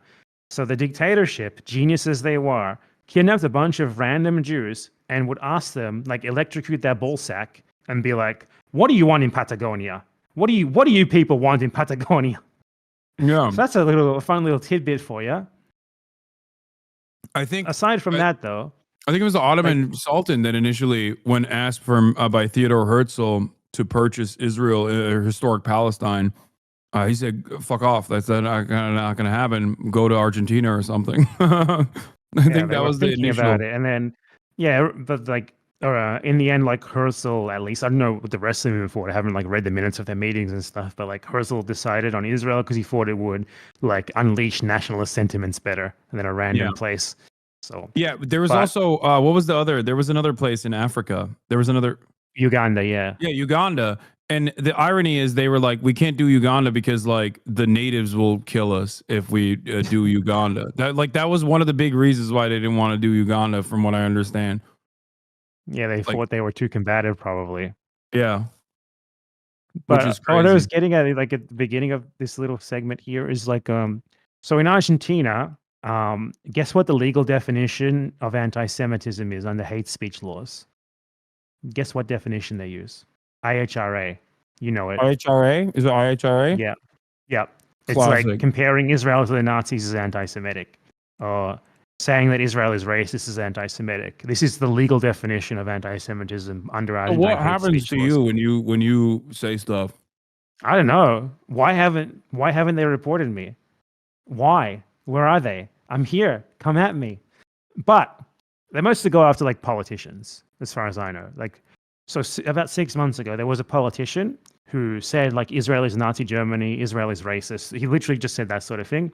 Who said the And our truth? ADL, our ADL took him to court, and he got sentenced to a 6-month suspended prison sentence. What? So yeah. So what's gonna happen if they come after you? You're gonna go to jail? Maybe then I'll actually stream from jail. Yeah, no, motherfucker. You're gonna be like, "Am Israel high, sir? I'm so sorry." Yes, sir. I'm so sorry, sir. Yeah. Please don't come after me, Just Mr. like me, Millet. just like me at the fucking the DHS when they were like, "Do you like Hamas? Do you think it's a resistance group?" And I just kept repeating, Hamas is a recognized terrorist group by the U.S. State Department. That's what I just kept repeating over and over again after every question. I was like, the Houthis are That's the best recognized answer. as a terrorist group by the U.S. State Department. And then whenever they kept asking me about Israel, my opinions on Israel, I was like, I am on the side of peace. I want You sounded peace. like fucking Ahmed Fouad Al-Khatib for a while there. Yeah. I'm on the side of peace. Or the other guy's like Luai Ahmed or whatever. There's a Yemeni version of the one who they were posted like fucking Ethan Klein quoted him. Oh my God, yeah. these He was people. like, Hasan, I'm you a don't staunch understand. advocate for the Palestinian people. Here's this paid token Arab who happens to agree with every single Zionist talking point. Dude, paid token Arab from the Atlantic Council. Like, here is the guy that works for the fucking Atlantic Council. Like, are you kidding me? The Yemeni one as well, or are you talking about Ahmed? No, I think that I don't know what the Yemeni one does. I didn't even look at him. He's hotter than the Palestinian token. I'll be honest. The Palestinian token guy. Oh my God, he's. I don't know if I have a video on where I cover him, but his story, it's incredibly sad, and then it's also pathetic because he lost like 20 family members in Gaza during the war. Yeah. And he weaponizes that to do pro-Israel propaganda.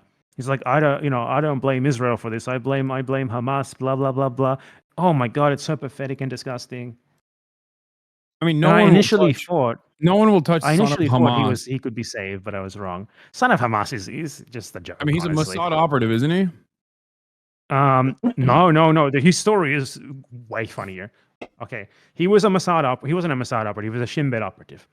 Oh yeah, and, Shin Bet. So in the West Bank, and he ended up like he had to leave the West Bank for his own safety, obviously, because he was a Shin Bet operative, and the Israelis did not help him. The Israelis did not let him enter Israel because he's a Palestinian. He's still a Palestinian, so he had to go to the U.S. and beg for refugee status. He was initially denied refugee status until the Israelis like shipped over a bunch of former Shin Bet members to testify that he was a great servant to Israel.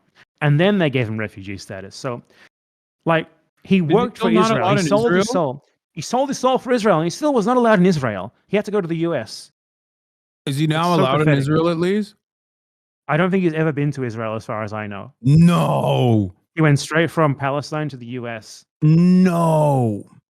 That He motherfucker is might have not been. even. I'm not sure, but Bro, they did not let him there's live no there. way. He must be. He must be. Because, like, dude, I feel like I've seen him on Israeli television. He lives in the he's- USA. He usually is like on video link and stuff, but he speaks at, like, he does the tour, the speaking tour in US universities is how he makes his money, most of it. And he might have visited Israel, but he's not allowed to live there. Bro, he's such a nasty little fucking freak, dude. I hate him.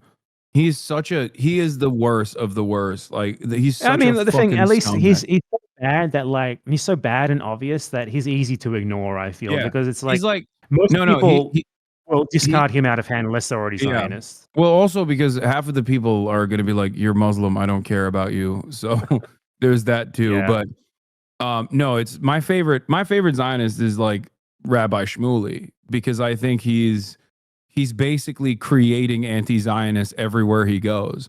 Like, you could have motherfuckers who are like, "Listen, I went to Jewish camp. Like, I grew up loving Israel." And then the one time that they stand next to Rabbi Shmuley, they're like, "I'm done. I'm over. We have to I dismantle don't the know Zionist anything. I don't know entity." anything about him. I mean, I've mostly heard him because I've seen anti-Semites talk about how much they hate him. So you're anti-Semitic by association. I don't I'm think. sorry. No. I think that he is not like, he's gross, but I don't think he's like, he doesn't anger me. I think it's like funny is what I'm He saying. went on Piers Whereas- Morgan and said on October 7th there was 400 bloody breasts that were cut off of women. Yeah, and they So played stuff soccer. like that. They played. He said they chopped kicked off them around Jewish like women's footballs. breasts and played soccer with them. 400 of them as well. Man, that's where Ethan Klein gets all the shit that he makes up about himself from Israel. It's like they mailed me the skulls, they cut off the boobs. It's the same sort of shit. I don't understand what any of that. See, that's the other thing. Like, I don't give a fuck about the drama stuff that happens to Ethan at all. So, like, that was also really weird when he was like trying to fucking pin this shit on me. And I was like, "Did you ever get evidence that like someone called CPS?" And he was like, "No." That's Which was another thing. insane. Like, I have not seen him provide any evidence that it even happened. And I'm sure we're it talking about the happened, but, CPS like- shit. They're going to be so angry about it. I don't know. I'm not going to take anything this guy says at face value. He doesn't deserve that, given the shit that he says about other people and given the fact that he just makes shit up all the time. But I like, just don't understand how this is like pinned on whoever the fuck Well, he you talked about seemingly him. is beefing with. You know what I mean? yeah, I mean, he's someone who was backed into a corner. I feel like he knows deep down that he can't, he's defending something that is indefensible.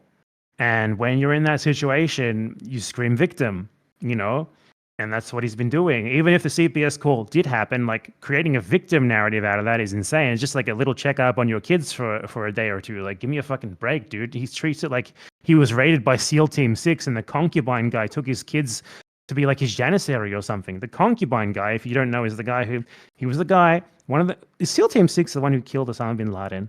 Yeah, I'm going to pretend they are.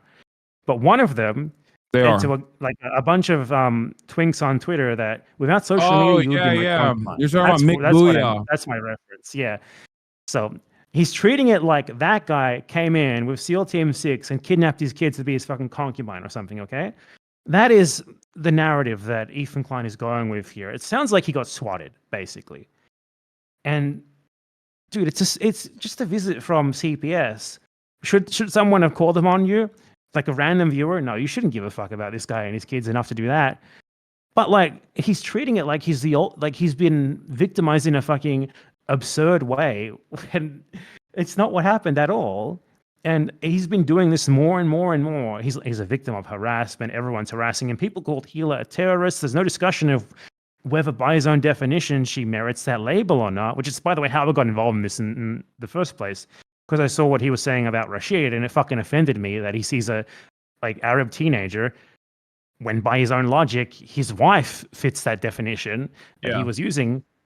So, think a little bit before you say dumb shit. Luckily, this fucking CPS agent is certified. CPS or not CPS, sorry, Customs and Border Patrol, CBP agent certified, Rashid al-Haddad vindicated. The American government's official position is that Rashid al-Haddad is not a Houthi. Okay, I think we could put the bed these claims, because I would otherwise be in jail right now, I guess, and be a precedent-setting legal case that undermines free press and free speech in this goddamn country.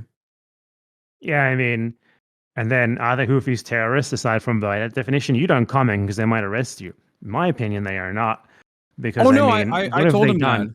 I did tell him that. I was like, I think. Oh, you shouldn't have done that. It's a bad idea. No, I know. I told him I did like the softest approach. I was like, I'm of the mindset of the Brookings Institute when they wrote a report in 2020 that Donald Trump's assessment on his way out of the administration to declare the Houthis a terrorist organization was actually quite problematic, because it actually rendered aid.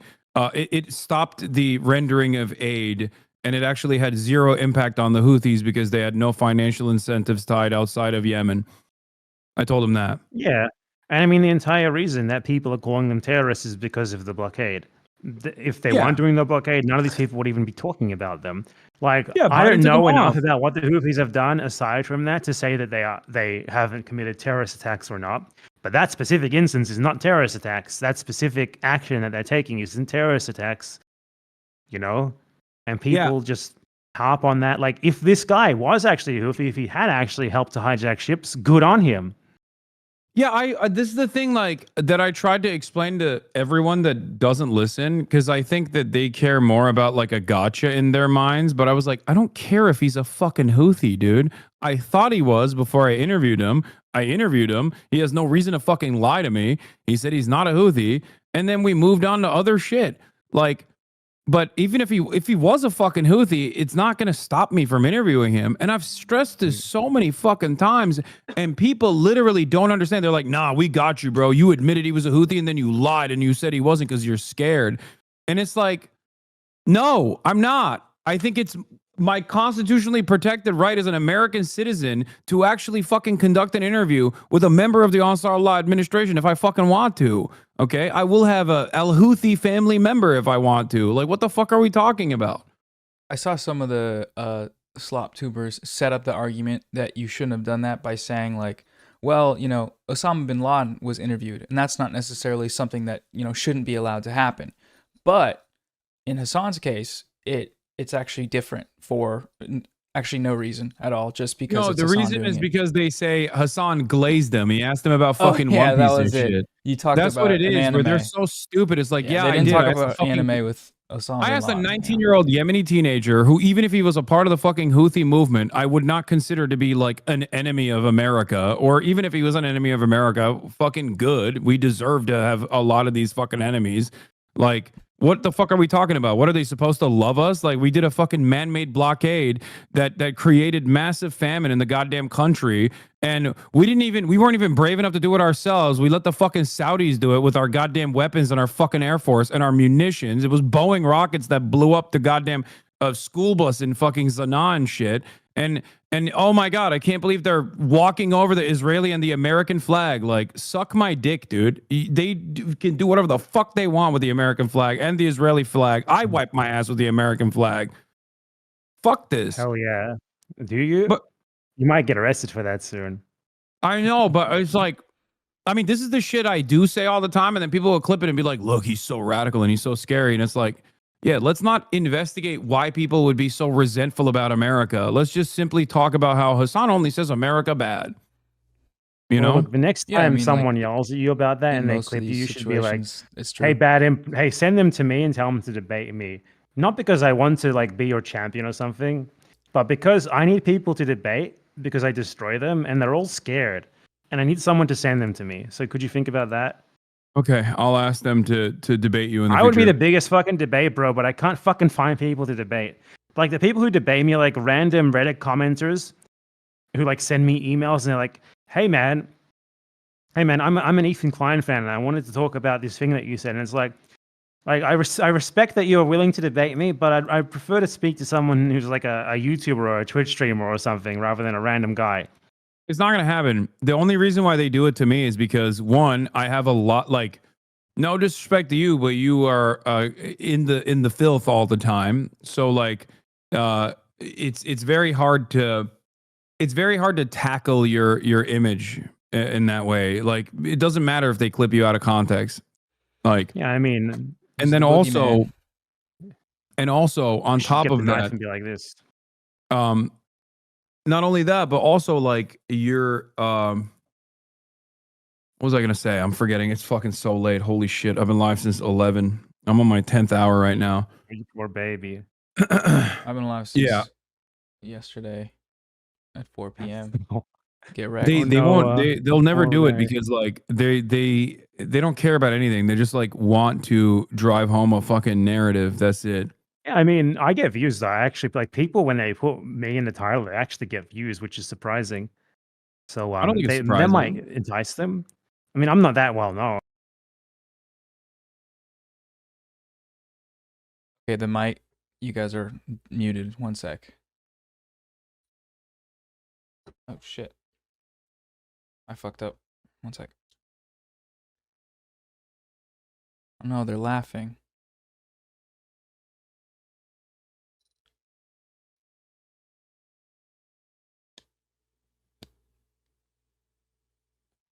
They're sharing so many laughs anti-Semitically.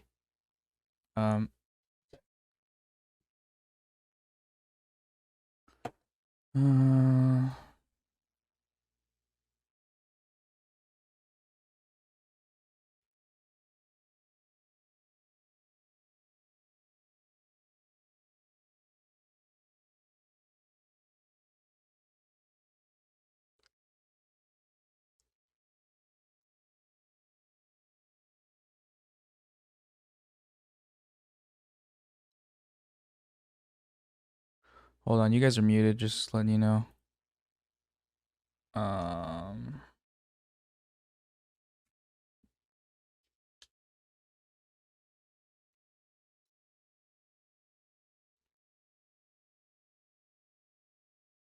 Saying Ethan Klein debate me. Okay, you're back. Ethan Klein debate me. He said Hello. that you got challenged. Yeah, I was saying, Ethan Klein, debate me, Ethan Klein. Don't be a pussy. You can confront me. You can ask me why I called CPS. Did I call CPS? Let's find out, Ethan. You can ask me why I sent the skulls. Ethan, let's do it. Debate Let's him. go. Ethan.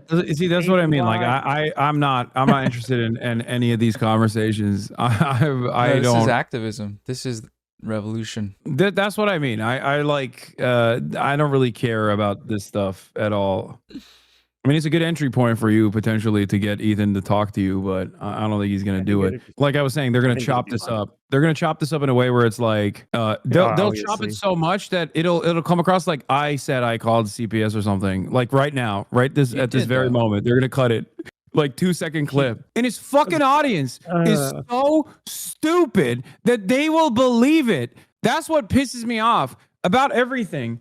Like, sure, we talk about politics, we talk about the pessimism that we feel, but goddamn, there's nothing dumber than a fucking slop tuber enjoyer who unironically has an inflated sense of fucking intelligence from watching some of the dumbest people on the planet try to talk about complex political issues.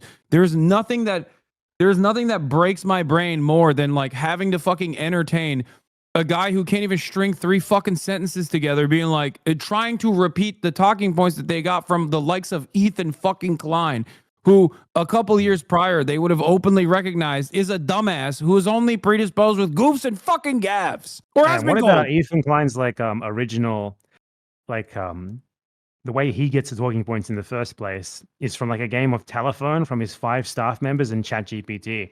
So, and then by the time it gets to the other slop tubers, like Dan Stalkman and fucking Sex Pest and Boner Box. Like I think it's those guys that are giving him talking points. You could tell, like in the debate with you, when he started talking over you, he was actively asking ChatGPT for talking points, and then would just read them verbatim. And he had never actually read them before. He was just going over them in that moment, especially during the part about like the Jewish expulsions. Yeah. Holy shit, that was the most obvious ChatGPT moment I've ever seen in my life. I don't think it was ChatGPT. I suspect it was Boner Box that gave him like he clip chimped Avi Schleim, dude. Mm-hmm. That was so fucking devastating. I was like Like, this is such a disservice to hundreds of thousands of people that are gonna fucking watch this and believe you. Like, you are deluding hundreds of thousands of people. It makes that me debate was so such a mad. fucking shit show as well. Like literally just talking over you, reading like an entire thing that someone else sent him while you're still speaking. Like, oh, holy fuck. That would be my debate with him. But the thing is, I would like scream back at him. I would scream louder and I would win. So it's okay. Yeah, that's not how that works. If I had screamed at any given moment in that over the course of 5 hours and 40 minutes, that would be the only thing that they plastered. Triggered. Because the conversation that I had with Ethan Pryor, where he like cried at the end of it because people were being mean to him, was literally Did he actually? only remembered by all of these fucking debate pornographers who only care about the blood sport, except for that one conversation that me and Ethan had 2 fucking years ago at this point, where Ethan Klein left crying. At that point, they said, Hasan, you're so mean. And that was the only narrative because they recognized that there was no fucking argument that Ethan could present that looked good. So they literally just hyper-focused on how fucking mean I was when I told him I was entertaining him with kitty gloves. And it's mind-boggling how quickly these fucking debate pedophiles will switch off. At one point, they fucking love the blood sport. But as soon as it's like no longer fashionable to love the blood sport because their side in the conversation is like losing the conversation, then the debate pedophiles turn around and hit the optics point to be like, I can't believe how sad he made his podcast co-host. Yeah, like if those people give a shit about that. I mean, it's also like I hope you've learned since then that these people do not deserve you being nice to them. These people either directly support or tacitly support child murder, mass child murder. That's ultimately what it is. This is the main point of contention. Be mean to them. If they feel bad, if they feel harassed, honestly, great. I don't give a fuck. Fuck them. Fuck each and every one of them. We need to be mean to these guys. We need to be assholes. They deserve it. They really do just deserve it. I think that there's no winning over the fucking slop tuber audiences. They're too parasocial. they have a stranglehold. They have a stranglehold on so much on the dumb guy contingency. And I think there was a point. To see, like the same people who used to like screech about people crying about anti-Semitism are now doing that because suddenly Ethan Klein is their friend. Yeah, I know. It's fucking. It's so ridiculous. I mean, the people themselves, they say anti-Semitic shit. They say actually anti-Semitic shit. And then they turn around and they're like, wow, these guys are being big anti-Semites. Fucking so annoying. Anyway, I got to go to bed. I'm so tired. Okay. All right. Okay. Thank you, guys. Do you have someone else? No problem. It's finally great to talk to Hasan Piker, the perfidious Ottoman. The Ottoman Hasan Piker has been confronted by BadEmpanada, wanted international criminal, multiple counts of crimes committed by BadEmpanada, platformed by Hasan Piker. Hasan Piker, anti-Semite, platformed BadEmpanada on his stream. Agrees with everything. Someone get that to the New York Post, please. Thank you. Yeah. The New York Times. He agrees with everything that I say. The New York Times. Get it to CNN. Do you condemn him? No, he says. Do you condemn BadEmpanada? That's so funny. That's gonna be the next question. All right. Good night, everybody. Good night. I forgot to say for something. coming on. I've had people stopped at the border of the U.S. and asked about their association with me. So next time it might happen. For real? Okay. Well, we'll see. Yeah. I wouldn't put it past them. They asked me about my Twitch bans. So, all right. Next Peace, time. everybody. Sabra hummus. Bye. Bye. Sabra hummus. That's the greeting. Do you have someone else coming on, Noah? I have someone at 10:30. What time is it now? It's 10:10, so 20 minutes. So all right. I haven't drunk water in like 3 hours, so I should probably go. Yeah, it's late. What time is it for you? 2 a.m. Oh God, yeah. Go drink some water, man. In my undisclosed location, no one knows where it is. Definitely not Argentina. Delicious water from prison. You own that guy's ass, dude.